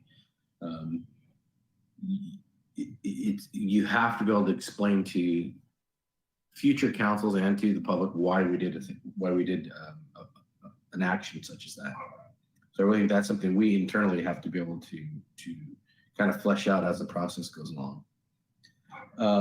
Because I know PERS, I don't expect them anytime soon to have a historic return meeting their 7%. It's very political when they lower their rate, because they've done it several times, and it always gets a lot of pushback because the individual cities end up paying more towards their contribution anytime the discount rate goes down. And I think their historical return 20 years is about what Michael Bright was like 5.5, 5 3/4, something like that. So over the long term, they haven't been meeting their set rate. That's why they keep lowering it. A good example, I think Wisconsin's rate is 4%. That's a realistic rate, and they often exceed it. So it makes a higher contribution for cities, but then in the long run, it's a much more realistic rate for a public plan. So I wanted to explore the idea that, Michael, you gave a couple of things, and I don't know whether they're related or not, but let's say we're not able to do the bond, but we can do the yearly, I think you call it I think that's what it was called. That's one option I think that might be attractive, as well as keeping some dry powder by issuing it in tranches, which I think I believe you said if we issue bonds, we have to make it payable to PERS right away, transfer it to PERS right away. But I'm unclear as to do we have a set amount we can issue? Do we have to issue it all, or can we issue it in chunks? Like we're going to issue $20 million as our first tranche, and then wait a year or two and do maybe another 20 million, or is that not feasible or not legal? I think you and Councilmember Pooh asked similar questions that I'm going to answer a little bit more robustly. There are really two options to finance your liability. The most common that we're talking about now are pension obligation bonds. Under that specific structure, that's when you are required to send the money directly to CalPERS once the financing is closed. The trustee does it. The money doesn't even hit the city's books. It goes from the trustee directly to CalPERS. That's certainly what you're talking about. In that structure, however, let's say your funded liability is 75 million, you can issue it in $20 million tranches, $10 million tranches, whatever makes sense for you. So yeah, you don't have to do it all at once. There is one exception. The Placentia deal, West Covina's deal, and I think there may have been one or two others, they issued lease revenue bonds as opposed to pension obligation bonds. And what that structure requires is, let's say hypothetically you want to fund $40 million of your liability. The city would put up $40 million of assets to collateralize that transaction. And those cities have used the street network or other assets the city has as public infrastructure to meet that collateralized obligation. If you go down that path, I think the ratings are similar, so I don't think it hurts your rating. I think you can probably still make the pledge of the override. One or two benefits of that structure. One, it doesn't require validation. Yeah. So you can move forward really fast. The second, and I think to your point and Councilmember Pooh's point, if you issue lease revenue bonds, those monies you can hold yourself and send to CalPERS whenever you feel like it's the right time. Using a dollar cost averaging approach, you just incrementally give them money to mitigate risk. That structure does work for that purpose. Okay, so that's kind of where it's my next question, because I was thinking of, like you said, you didn't get to it, but you just about did right now, like the difference between a pension obligation bond and a general obligation bond. I think you call it the lease bond, because we might want to do a mix of those. So that might be like, we might do partially a pension obligation bond, and then on a separate thing, that might be our way out of, let's say, the refinancing it, maybe a mix of a certain thing. So that gets us a little bit of cash flow that we can just literally pay off our facility debt right now, and then turn right back around and use some of our bailout money from the feds and pay that right off. And so we're kind of like, we have the money, but it's locked up. That's our biggest problem. We have a log jam right now. We just can't get out from under it. No one wants to refinance it. We might be the refinancing tool. By we, I mean the council, by saying, let's do a mixture. Let's do some pension, let's do some general, and let's get out from under that debt. And it relieves a lot of cash for us. And then all of a sudden, you know, we have some cash on the books, and our credit rating would be good. And we may, you know, there's a few different ways to go about it. Maybe we do the general first and then a pension later. And we could actually show that we have the dedicated stream, and we might, and I like Jason saying that, Councilmember Pooh saying that, you know, it looks crazy that you're trying to do all this, but it's crazy like a fox to some financiers saying, oh, they really do have a holistic plan to get out of all of their debt. They're not focusing on one thing. And you might find that financer that says, okay, I see their entire plan. And it makes sense because in the end, their monthly payment goes down. Their entire overall payment to PERS goes down. So really, they're becoming more financially sound, not less financially sound, by restructuring their debt and borrowing some of it away. By kind of deferring some, paying some early, and then restructuring some of their static debt that's causing this logjam. It shows a bit of sophistication. I think you could categorize it as that rather than desperation, saying, look, we have these issues. They're kind of a set course that we have. We're trying to change that course. And we have, 2-3 different tools we're trying to use simultaneously because they are different purposes and they are different, different payment structures, and we can't mix them. That's our biggest problem. We can't just do one big thing to pay them all off.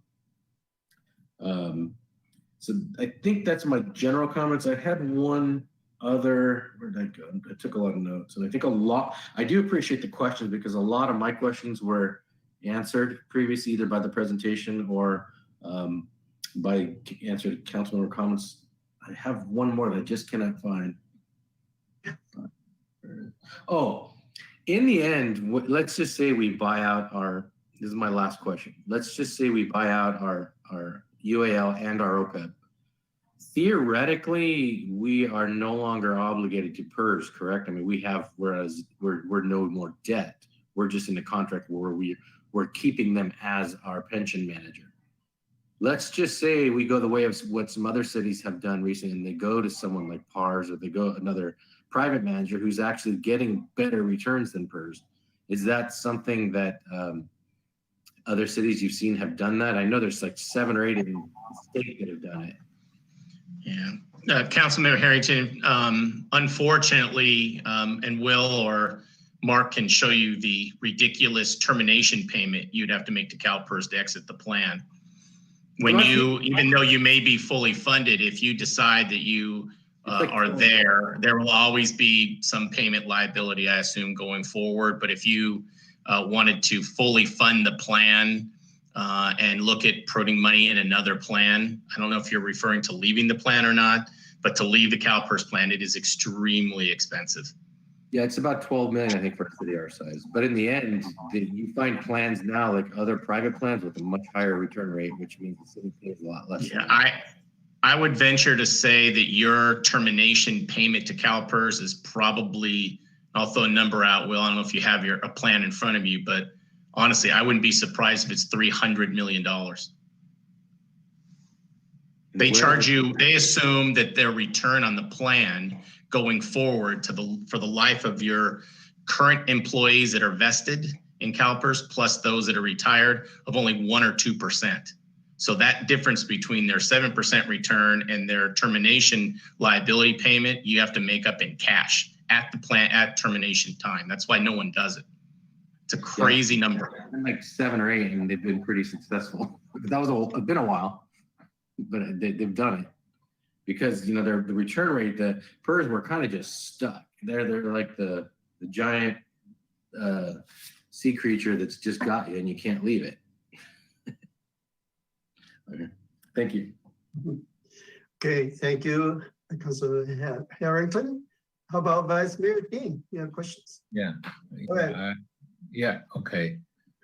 So like the top, thanks the city manager Mark and financial director Will and Michael bring us the very interesting topic regarding the pension bond. I also hear about another city, they do this. Yes, also, we have some consideration. Okay, the first question is if we pay off our obligation for the CalPERS, the pension, sounds like we still have a liability if the investment less than 7%. Is that right? Okay. And so every year, so if we saving the payment, So maybe we can put on some reserve to just in case they less than 7%, right? We can plan to do that. That's right, Vice Mayor Ding. As Councilman Harrington mentioned, if we went forward, and Michael mentioned it in his presentation, if we went forward with a pension obligation bond, we would do it with a plan for how we're going to use our savings. And also, if we're going to have an increased liability, as you mentioned, if CalPERS doesn't make their returns, how we would go about paying that off in addition to our bond payments.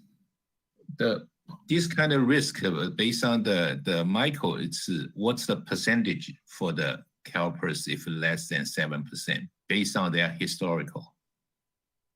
Well, as Councilmember Harrington pointed out, it depends on the view that you look at, whether it's a 10, 20, or 30-year return.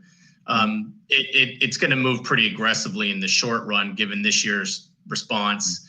You know, the one thing that CalPERS has done fairly well is, and I think it was referenced by one of the council members, they're tracking pretty close to their return. Their last adjustment down to 7 looks like their historical return over the measured period of time that they're looking. I think it's probably 20 years. The 10 years, literally probably about 5, as I think somebody had referenced.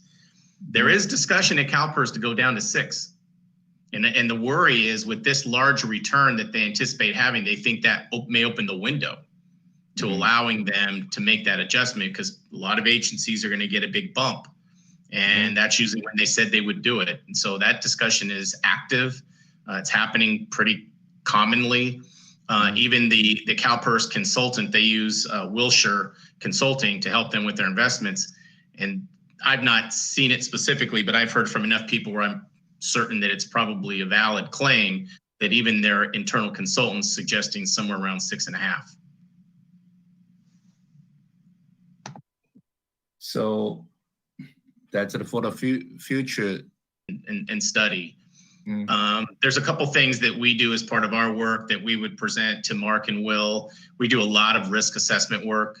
And one of those assessments is to look at what happens if CalPERS lowers the discount before and after a pension bond. What happens if there's a loss by CalPERS and a lowering of the discount? So we provide all that information to you, because that really is the risk that I think several council members have pointed out to you that you need to be aware of. And I think that despite CalPERS having good returns, I do think that there is still some pressure to lower that discount.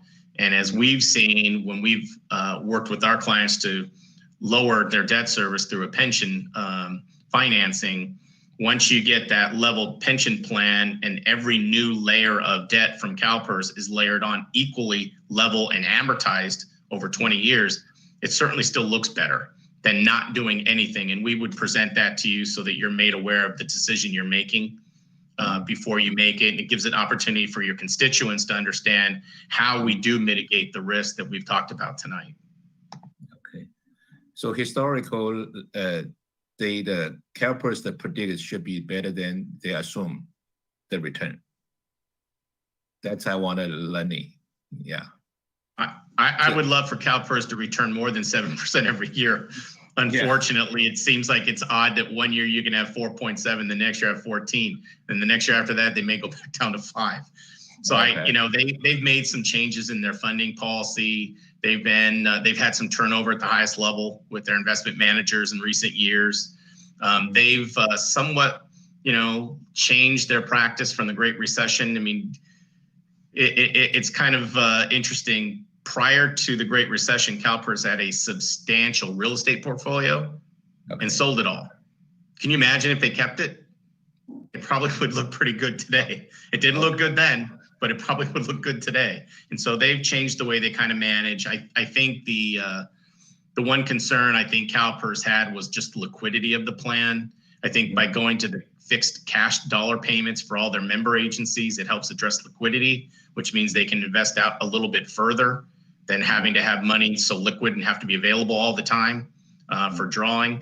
There's a lot of agencies that have reached that peak, and I'm not sure where you are, but once you have more retirees than actives, it is hard to keep up with your plan because there's more money going out than going in. And the way they make up for that is charging you more in the fixed payment plan. All right.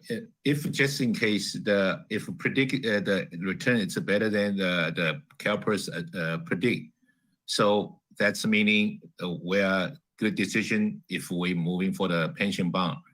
The reserve fund, so still have to go for the pension, the purpose, or can you use something else?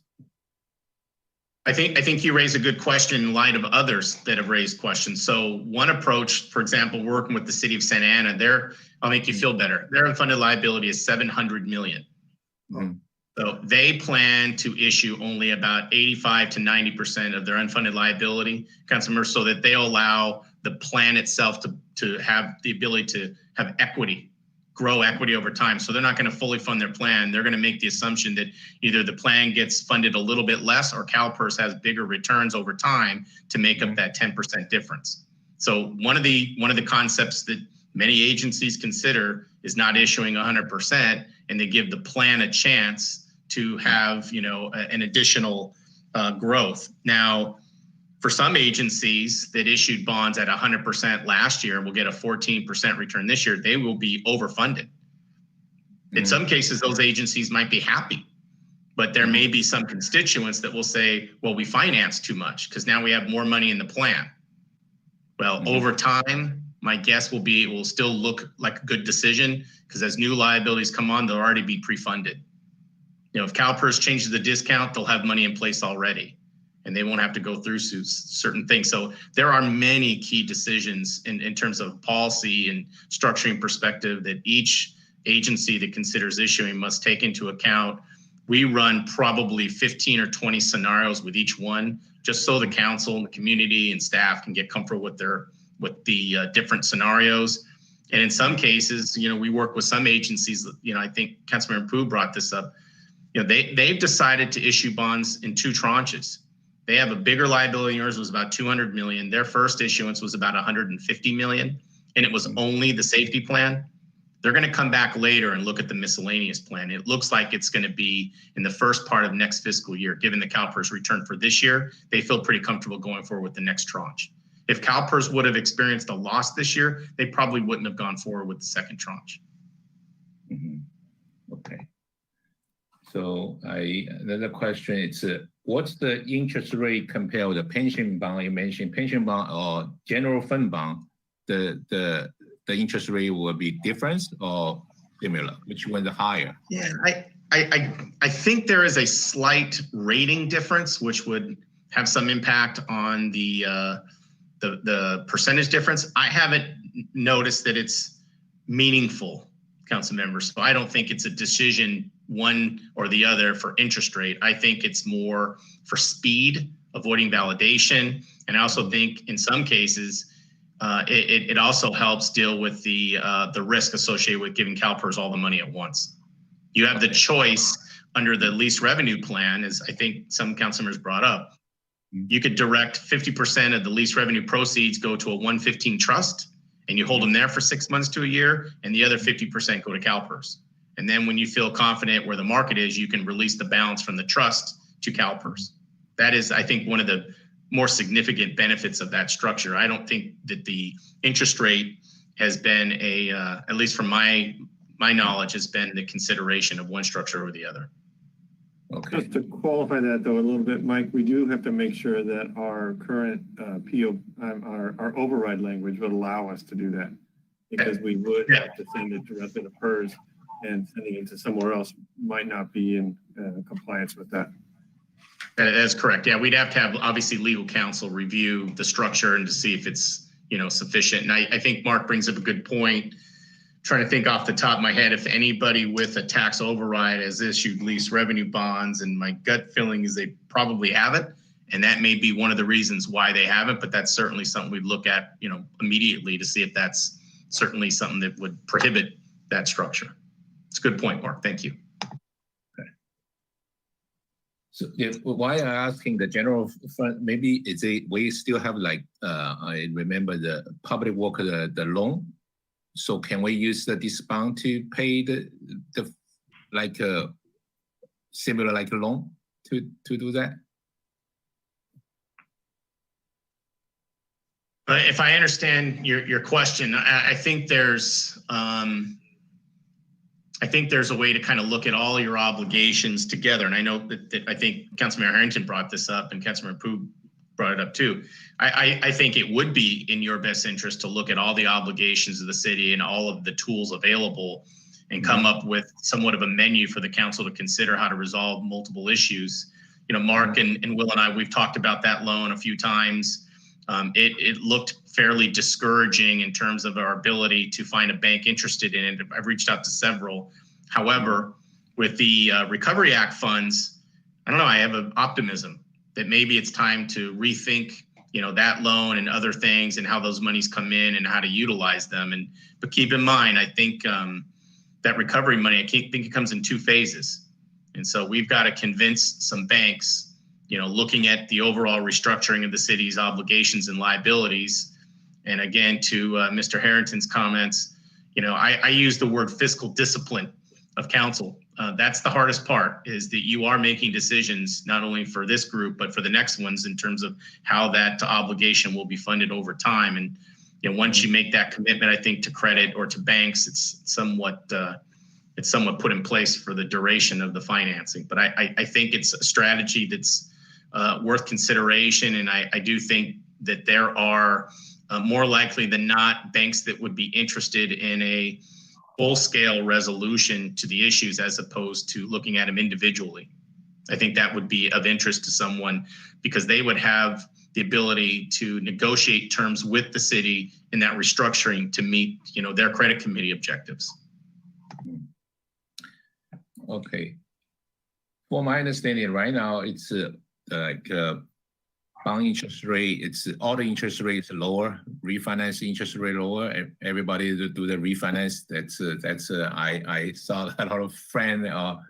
Okay, so for if we have this kind of direction for we want the pension bond. So based on you do for the Murray Park almost 6 months to have the discussion and then finally have the bond. So if we do the research, if we start from maybe June, maybe end of the year, maybe we can have the bond. You think you predict the interest rate still lower? That's a question for the Michael. Yeah, so the validation is the real trigger to this. So in you know, when we were in COVID, validation took 6 to 9 months because all the courts were shut down and they were taking things pretty slow. We're starting to see that process accelerated under normal circumstances. Councilor Ding, it's about 90 days, but you can work concurrently while you're in validation on financing, so you don't have to wait for that to start the process. I would assume, you know, if things were lining up right, and you can get through validation through the courts, you know, I would say, 4 to 6 months, you could have a financing put in place. And just so that you're aware and you can watch it, on your own, these bonds are taxable, if they're pension bonds. So they're not tax exempt, they're taxable. And they are a spread to the 10 and 30-year treasury. So if you want to watch the treasuries, over the last several months, it'll give you a good indication of where rates are going. You've probably heard in the last several weeks, probably month or so, about inflation and the worry about the 10-year treasury going up.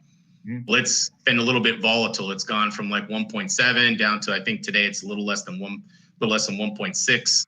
And so it doesn't seem like a lot, but at $70 million, 30 basis points is a lot. And so we track all that to make sure that it makes sense. And I think when you get to looking at structure and looking at tranches, you want to look at the opportunity that's the most cost effective. And it could be that if interest rates are moving away from you, you decide to do 2 issues and you take a short-term issue, like you fund it for 10 years. That way you're using the shortest maturity has the lowest rate, but it gives you budgetary relief over the next 10 years. And then you could decide down the road to issue a different tranche on those liabilities that are further out. You've got some options based on where the market is. And I think as Mark alluded to, there would not be a circumstance where if rates I thought were too volatile, or the timing wasn't right, or the financing or ratings weren't right, and a delay would make economic sense to the city, that I would ever suggest that you go forward. You may not like my response of saying now is not the time, but it will be well grounded if that is the case, and we will be sure to give you, the reasons for that. Obviously, it's a council decision on where to go. I can say this, however, in the last year or so, we've presented all the risks. We always do to all of our council members. We did it in Glendora, we do it in Monterey Park, we do it everywhere. And ultimately, the council members decide what to do, and they've all gone forward. And to this point, knock on wood, no one's had an issue at CalPERS, luckily. And I think to other council comments, there will come a day, and there are case studies where pension bonds have been issued right prior to a big loss by CalPERS. Hopefully we won't have that anytime soon. We have seen a little bit different level of risk assessment by some of the larger banks that are considering pension bonds. For example, Goldman Sachs is now sending out economic data, GDP estimates for the next 2 years, just for that purpose, so that their clients can get at least some understanding of where, economists think we're going to go over the next 2 years to avoid recessions. And so far, GDP growth looks positive for the next 2 years, 3 to 5% or so, which indicates we're not going to have, at least on paper, it doesn't look like there's a recession coming. But that doesn't mean that, stocks aren't overvalued and there's an adjustment. We've seen a significant drop today, I think, of 300 plus points.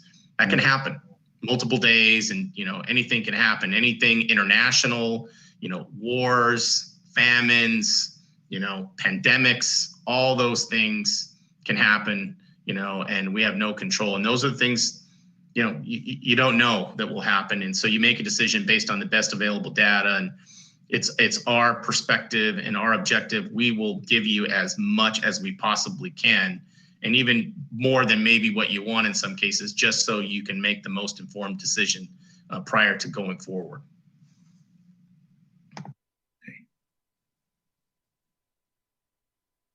So, if we just, one more question, just if whatever we choose, the people help us, so how can we know if we go to the pension bond, we can get the best interest rate? What's the measurement we choose the financial advice? That's Yep, good question. So we, as a municipal advisor, we are registered by the Securities Exchange Commission and the MSRB, which manages the municipal side of public finance. We have a fiduciary duty to our clients. We're the only ones of a finance team. So underwriters, banks don't have it, bond lawyers don't have it, it's just us.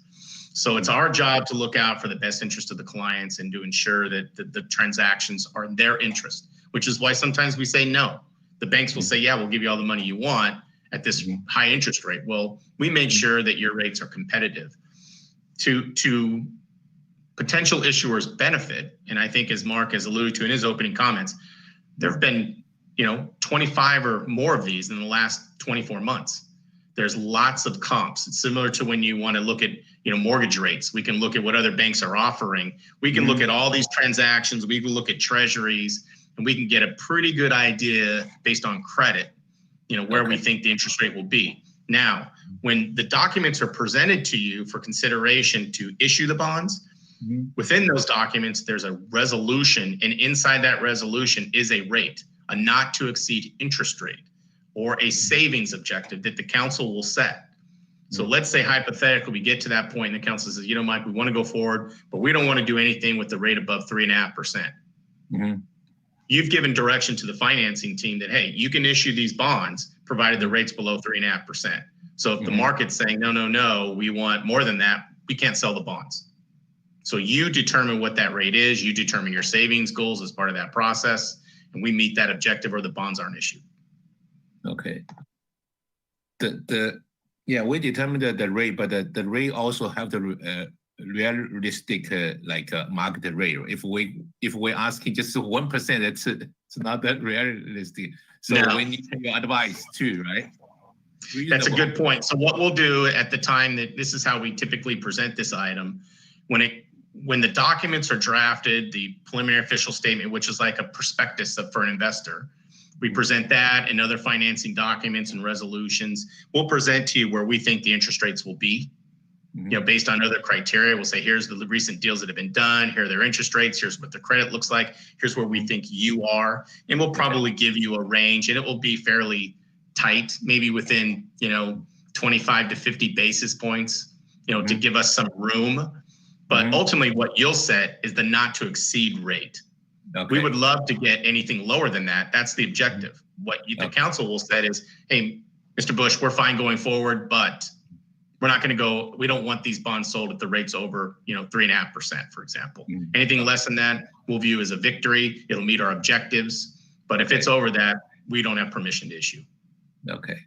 The cost for us just $25,000. You estimate to the how do you confirmation for the consideration, right? Yeah, so there's a couple moving parts to a bond issue. The first, in this case, if you wanted to go the pension obligation route, would be a judicial validation. That I've seen anywhere from 15 to 25,000, depending on who you engage to do that work. That's a fee that's non-contingent. As you engage other professionals, our fees, bankers' fees, and lawyers' fees typically are all conditioned upon the sale of the bonds and the successful financing. There is, however, one trigger point where you do have an obligation of cost that if you move forward that you would have to pay regardless of bonds were issued beyond the validation. And that is when you decide to get a bond rating. So prior to going forward, we will sit down with you again and say, all right, here's where we are in this process. Here's where we think the rates are. Here's what we think your credit is. The next step is to go forward and ask for a bond rating from a rating agency. Once you request that rating and they provide it to you, you're obligated to pay for the rating even if you don't issue the bonds. So all these little steps in the process, we have to come back and present them. Typically we do it to a council, or we do it to a finance committee, or both. So along the way, they're always made aware of where we are in the process and how the market is improving or not. And then for your city staff, I work as an extension of staff on these transactions. And what I do on every single call is I ask the underwriter to give us a bond market update every single call so that there's no surprises. Everybody knows where the market is going. If the market starts moving away, the staff can make a decision of, hey, this doesn't look like it's going in our favor. Let's slow the process down, or let's stop until the market returns. Or if the market's looking really favorable, they can say, hey, what can we do to accelerate the process? The market's looking good, and this is the time to get in. But within the controls we have, we manage as much of it as we possibly can, always with input from staff or the elected officials. Okay. So you mentioned staff. So for this kind of whole procedure, probably is it cost how many time for our staff to involvement for this kind of procedure, and how much cost the market you can help? Thank you, Councilman Ding. So there's no cost. I mean, obviously all of our staff time is already paid for. It's part of what Will and I do. It is hundreds of hours of time by the time we're done with this, because it is a 6-month process. But it's also, what we look to do for our fiscal future. So it's part of what we do. Okay. Thank you, Mark. Okay, then I don't know. The last question is, if after maybe we predict 22 years for you use the Murray Park for example, until 22 years later, so we have to pay back everything. Is that correct? This question for the Michael. Yeah. All right. So in the Monterey Park transaction, their financing term was the 22 years, council member. So over the next 22 years, they're going to make fixed dollar amount payments to pay down their liability. Let's assume that they make all those payments and CalPERS return 7% or whatever their actual assumptions are. There could there could be no liability. I don't think that's reality, to be honest with you, over 22 years for them to return every year, an average of 7%. But hypothetically, that's really what's suggested. The savings issue that I think Councilmember Harrington and Councilmember Pooh presented to you, and the need for that fiscal discipline is to anticipate there will be an additional liability beyond your debt service for your current liability. Your ability to take savings and set it aside either in a trust or in your own reserves to deal with those liabilities as they come forward it's an integral part to this. We, as I think Mark alluded to, really everyone we work with, we present these pension management policies, which give guidance to how to take those savings or one-time monies to deal with future liabilities when they come to fruition. In this case, we would obviously include, some discussion on the OPEB liability. So it is a comprehensive plan that we like to present, given that it is a long-term decision. We think it's got to be balanced. And we do think it's going to go beyond, certain council members' tenures and even staff. And so having a policy that memorializes a process to manage pension liabilities actively, we think is critical to the process. Okay. Yeah, my question is, okay, because the pension bond, the bank will be paid our city maybe 74 million, right? So after 22 years later, so the 74 million we have to pay back to the bank, right? So if whatever we're saving, we should be from the reserve fund for this kind of saving until the bond finish. After you've issued the bonds, Councilmember Ding, every year you'll make a debt service payment. So at the end of the 22 years, your balance due to the bank will be zero. Oh, okay. So pay a fixed interest rate, include exactly, and the principal. Okay. Yes, sir. Just like your home mortgage. And so if you recall that chart that Will put up that had the orange and the blue line, that blue line represented a debt service payment of about $4.5 million or so, but your current payment is $7 million. That $3 million or so difference, that's the money we're talking about saving and setting it aside or paying other liabilities, like OPEB. But you will make a fixed dollar payment annually to the bank at a rate roughly, half of what CalPERS is charging. That's really the driver in this, is the interest rate savings is substantial. Okay. So actually the payments include the principal and the interest. Okay. Yes, sir. Okay. That's good. Thank you, Michael. Thank you, the mayor. Yeah. Thank you. Thank you, Vice Mayor Dean. Well, it's getting late, so I have a real quick question because I pushed for this, pension obligation bond for, I don't know, since last year. Even I brought it up at the Independent Cities Association. But, well, tonight we have a really very important open dialogue. But I like the comprehensive approach. One thing, I'm thinking about is maybe we should do this loan tied with the Citizen Business Bank, and because we also have $7.8 million tied with this, because the CD, and we can free the money. So maybe that's the number one thing we should do. Say, hey, and if we refi or paid it off, I'm sure our credit rating will be much better than without doing anything for that. So what's your opinion on that, Michael? Well, Mayor, I think that's probably a great place to start. The conversations that Mark and I have had over the last several weeks have been to look at a little bit of everything to try and improve the bottom line. I think that there's a couple different opportunities here. I've reached out to one bank that's offered to use their balance sheet to meet those objectives. There are big Wall Street banks that want to come and look at these types of opportunities. I think if it's of interest to the council and given direction to staff, to pursue and maybe dig a little bit deeper into those, I'd be happy to work with Mark and Will to do that and present some different opportunities to them. I know a couple of bankers that have worked with Mark in the past that I think are both good, solid, creative, and innovative bankers, but very ethical. And I think that's the approach that you need, is someone that's going to look out for your best interest and not necessarily just want to issue some financing because you want it.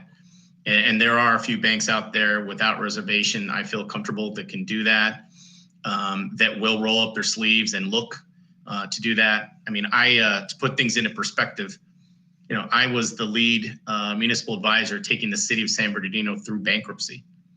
And while they were in bankruptcy, I issued A-rated water and sewer bonds in bankruptcy. So I have a hard time believing that there's a no ability to do this here without just trying to find some creativity and finding someone that's going to look, to your management and look to the council and see that you're sincere about what you're trying to accomplish here and are willing to work with you to set the parameters for what they would need to feel comfortable. There may be some things in there you don't like in terms of what they would ask for, in terms of a pledge or how the flow of money would go directly to a bank, for example. But those are options that you should be presented for consideration. And the least I think that we could do, or maybe even should do, is have those discussions and have that information presented to your staff, and let Mark and Will decide if that's something that they want to present to you. I don't think without a doubt that this is a no-go. I don't work like that. I've never worked like that. I've prided myself on finding solutions, to tough problems. I actually get more excited about the tough stuff than I do the good, easy stuff. I mean, this is the kind of stuff, believe it or not, for some reason I live for. Great. It matters to me to help the agencies that really need it and really want it more than anything. That's I think what I enjoy the most about my job, to be honest with you. Thank you, Michael. I know you can help St. Gabriel, but I did bring this. I don't know if this qualify, because we will receive $7.51 million from Recovery Fund or American Rescue Fund. And like you said, they have, we'll receive in 2 months and then later a year. But my thinking is we can just pay it off and maybe, figure out how we can pay half, and then the other half is coming from other cities' revenue, and say, it's a pledge against this recovery fund. Do you think that would work? I think it might be a little more complex and complicated than that, but I don't doubt that there's a way to look at how the city allocates all of the money in its budget to find opportunities to use recovery monies in those places and to use your general fund or other dollars for the purpose that you're talking about. I don't want to use the word wash the money, but essentially it's just recycle it, I guess, is the one. I think there's an opportunity to do that. And I think that's what Mark was alluding to about waiting for the guidance in a few weeks. We've got lots of clients waiting for the same thing to figure out how to use it. Candidly, the amount of money that's been sent out there, we've got a lot of clients, Mayor, that really haven't had that level of impact versus the money that's coming in. I can think of a few that actually really, really need all of it. You're one of them. I think it can really benefit from receiving these one-time monies, but they're one time. And so however they're allocated, it's got to be done, for the best interest of the city long-term, or to leverage opportunities down the road. And so that will take some critical thinking and creativity under the guidance. I'm optimistic, however, that will happen. I think I'm hopeful that some of the delay might be the understanding of how challenging it might be right now to allocate those monies based on feedback they're getting. And hopefully they'll open up, the opportunities and flexibility a little bit more, so that you can, use the monies as well as possible. I do think there's going to be the ability to do something here. And I think that's going to be a critical part to your path, is looking at those monies, looking at citizens, looking at your pensions, looking at your tax overrides and your budget. I think in coming up with a potential comprehensive solution to those, and without knowing obviously how that will look, I would likely foresee there'll be steps in that process. First do this, then you'll reach this goal. I don't see it as necessarily all one scoop, so to speak, but I do think that we could get some fairly good guidance from banks that have a balance sheet that might be interested in helping you and letting them tell us what it would take. And then we discover whether or not that's something that the city can meet or not. And as with all banks, they're all negotiations, right? It's just a matter of negotiating a deal that makes sense for both parties. I believe without reservation that the city is sincere, that it wants to solve its issues. I have no doubt in that. Mark is very passionate about it, as is Will, as I've seen from the council. We just need to get that memorialized, in some type of a structured agreement with a bank that will help you. Okay, thank you, Michael. So Mark, what's our next step? Because I think, this is very meaningful conversation and, help us to move forward with our pension situation. So are we gonna meet at least every 2 weeks? What's the plan? Thank you, Mayor Liao. So it sounds like we hear a very clear direction from council that at least 3 of you want to hear more about this. I think it was pretty unanimous, but there's a majority from the comments that you want to hear more about this and learn more about some of the specifics. And what will happen next is Will and Michael and I will take a deeper dive into what some of those questions are that we've been asked tonight, what realistic numbers are for our credit rating and what those would translate into for a cost for us going forward. And we'll put together some of those scenarios that Michael talked about, and we'll come back and present to the city council some of those numbers so we can have some of those discussions. At the same time, this isn't a straight track. We're going to be doing a parallel track where Will and I are meeting with owners of banks that are headquartered in San Gabriel to try and refinance that public works loan outside of this, so that we're working. And obviously we'll present everything to council, and council will make a decision on how to move forward. But we're not putting all of our future eggs in one basket, and we're trying to work outside of what we're doing today. So we'll bring all of that back to council. My suggestion would be is that we'll set up a meeting on an off night so we can have a couple of hours dedicated to our next meeting and not have it commingled with our other business items, so it won't be so late and we can even get a little deeper into some of those numbers.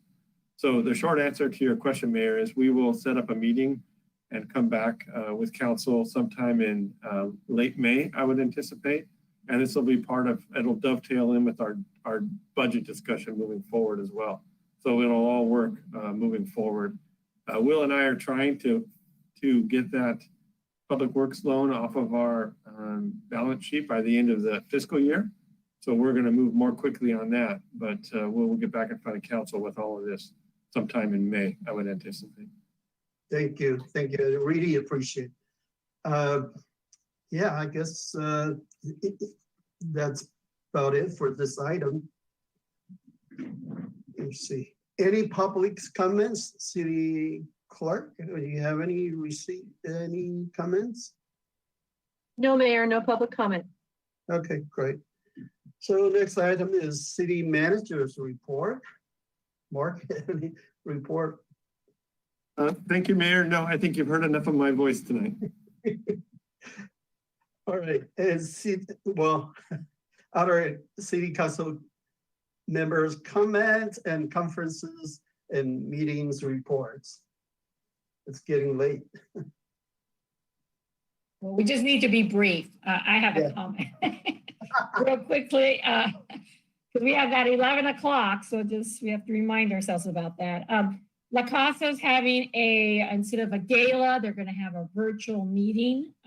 Fundraising is still very critical for every nonprofit, well, actually any organization, but we're having our annual gala, but it's going to be a virtual meeting on May 15th from 6 to 7 p.m. That's a Saturday. More information will be coming. I attended the Community Services Policy Committee for League of California Cities. I mentioned earlier about community services being our unsung heroes for every city. But one of the things I just wanted to mention is that we're all evaluating the new practices and trying to merge them with the old practices. That COVID was not all bad. We discovered a lot of things that we never thought about. We were much more capable than I think any of us even expected. And now we need to kind of merge the pre and the post COVID programs, services. You know, it's not going to be like business as usual. And again, that's to make sure that we provide the best service to our community and maximize every dollar. So anyway, with that, it was a 3-hour meeting, but I'm going to condense it to 2 minutes. So thank you. And thank you again to the staff. A great meeting tonight. Thank you. Thank you. Any other city council member? Okay, Councilmember Pu. Yeah, I'll try to make it quick. I'll just give a brief update from the COG Transportation Committee meeting. We had numerous presentations from Metro, which is moving forward with its fairless system, fairless system initiative. It's a pilot program which would make all of Metro fairless for low-income riders, which is about 70% of its ridership. The goal, obviously, is to increase equity and access to transit. They do plan on, continuing to emphasize safety and security. There will be additional security personnel that helps with monitoring. There won't necessarily be additional Metro Police, but additional staff that would help to monitor and be able to call for help if necessary. In addition, they would plan on having offboarding, quote unquote, offboarding services, which is the equivalent of social services at the end of each line, which is a way of being able to address the potential for quote unquote destination-less drivers. The cost is $300 million per year, and they are currently exploring a wide array of funding options, including federal, state, local, and public-private partnerships. The I-10 express lane extension to the San Bernardino. Oh, and one more note about the fairless system is that it's also being evaluated as to what that cost will be to other regional and municipal operators. So we don't have our own municipal system, but many other cities do, and regional operators like Foothill Transit. It's going to have an impact on them as well, because the pressure will be for them to go fairless or to reduce their fares. But those pieces are being evaluated. The fast track I-10 express lane is also, looks like it will be, they're also moving forward with extending it to the San Bernardino County line, and also potentially increasing the rates and also the amount of ridership needed for it to be free. To potentially 5 passengers for it to be free during high demand peak hours. So during rush hours, it's going to cost probably a little bit more if you rely upon that to get downtown quickly. Let's see here. And then we are also undertaking a regional VMT study. This is to comply with SB 743. So that we can propose, I think, maybe equitable and fair VMT fees across the San Gabriel Valley. Because if one jurisdiction, if Alhambra, for example, adopts a VMT scheme and fees that's totally different from San Gabriel's, then you create this weird competition sometimes. So in any case, this VMT study is being brought forward, and we should be able to present it within the next couple of months. There was also a brief update or a brief preview of the fiscal year 2022 Metro budget, but it's very, very early. That wasn't even presented to the Metro board yet. So it's just there will be more to come on that.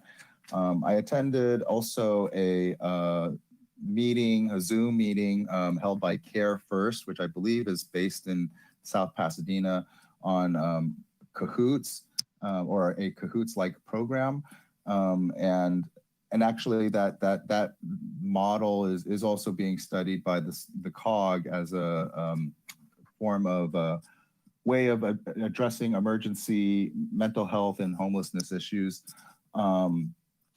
And that was very informative, and it looked very like I think they took pains to emphasize that is extremely safe, that they've never experienced any lawsuits, I guess, as a result of Cahoots activities, and they emphasize that it's much more often that other first responders would call out Cahoots than that Cahoots would have to call out other first responders, such as police, and for safety purposes and so forth. So anyway, it was an interesting meeting, and let's see here. There's just many other things happening, such as continued conversations at the League of California Cities, or soon to be called Cal Cities board level. As I mentioned before, they have engaged a consultant to reevaluate their board governance structure. It is a very large and unwieldy board. It's not a particularly diverse board or representative board. And I think that there is some hope for that there could be actual change in the way that the nominations committee, the executive committee, are structured and handled, as well as term limits, both in terms of term limits for individuals serving on the Cal Cities board, and also how do you handle the situation where some cities have term limits, which in some ways preclude their council members from being able to participate meaningfully in the board of Cal Cities, because it takes a long time to ascend to that level. And how do you account for some cities that have term limits and therefore shorter amount of time for some council members than other cities that don't have term limits? So those are some of the areas that I think are likely to change within the next few months. And then I just want to make one last comment about the verdict in the trial of Derek Chauvin. And I think that for many of us, it was at least a big sigh of relief, and also, on the one hand, in some cases, a cause for celebration, and then on the other hand, a cause for just as a reminder that there's still much more work to be done. And again, I continue to look forward to our own HERE Commission convening for the first time. I think it'll be on the 28th, is that correct? 27th or 28th? 27th. 28th. We I'm sorry, moved it to the 28th because of the 27th is a budget study session.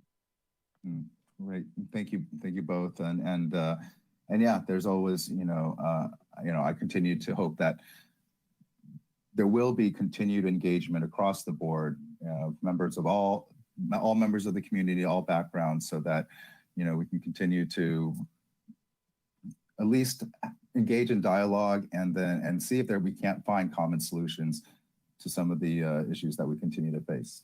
Thank you very much. Thank you. Any other city council member or Vice Mayor Dean? Yeah, I just thanks the city staff and my colleague. We have a good discussion for tonight, the meeting. Yeah, I want to make sure, otherwise we over the 11 o'clock. Okay, thanks. Thank you. I have attended, sorry, Councilmember Harrington, you have any report? In light of the late hour, and I know you'll in 5 minutes, no, Mayor. No, okay, thank you. Anyway, so today it was an honor to join this U.S. Congress of Mayors, and this group of mayors is called the Climate Mayors. So I'm included in this new title as a climate mayors. I'm so honored. And the chair of the climate mayors is the Houston mayor, Turner. And so we have the special speaker, the Secretary of Transportation, Pete Buttigieg. And his comment is, you know, because the climate has impacted all our American infrastructures. So the need for improving our infrastructure, we need to push for this American Jobs Plan. That also, you know, you heard about maybe 2 trillion, infrastructure bill. So I also working with the group of mayors locally, and because every Friday we have a mayor's roundtable. So I have strongly suggest to our chair, who is the mayor of Palm Springs, for organizing a coalition for supporting this American Jobs Plan. And hopefully this bill will be passed in the Congress, and the city, again, will be a direct funding. And so hopefully we can get another 8 million or more funding from this. And also I'm on the California Transportation Policy Committee, and we had a meeting last Friday. The 2 things that I need to mention is we support a bill is AB 1060, and that calls for Governor's Office of Emergency Services. And so what they're going to do is they're going to send out an alert to all the California residents. So any emergency case, this will be done in Office of Emergency Services. And I guess there won't be any conflict with our local operations. Another bill I think is very important to San Gabriel is SB 640. So this bill, you know, allows cities to use the funding from SB 1. For instance, if we want to fix our, Las Tunas Drive, and we can work with Alhambra and say, well, you've got to fix your Main Street, and we can share, and we can use that SB 1 funding. But most important thing, I think, it's also allowed to use that money with county. For instance, Muscatel belongs to the county, belong to the city. So that street we can, work together. But also the big section of Broadway, that's from I would say San Gabriel all the way to Muscatel or past the Warner Grove, that area. It needs a lot of work. So hopefully we can have a joint project with the county. So these are the 2 bills supported by the League of California Cities. So that's my report. Thank you. It is getting very late. I'm so tired. Yeah, we did a great job. I think it's about time we looking into our patient liabilities. We will try to. Well, in the past, I think we would just try to ignore. Said, well, it's not just San Gabriel; it's everyone's problem. But no, we have to look at this problem now. So thank you, and for everyone's hard work. Our meeting is adjourned until May 4th. So 6:30 p.m. That's our next regular city council meeting. So have a good night. Thank you so much. Thank you, Mayor. You made it.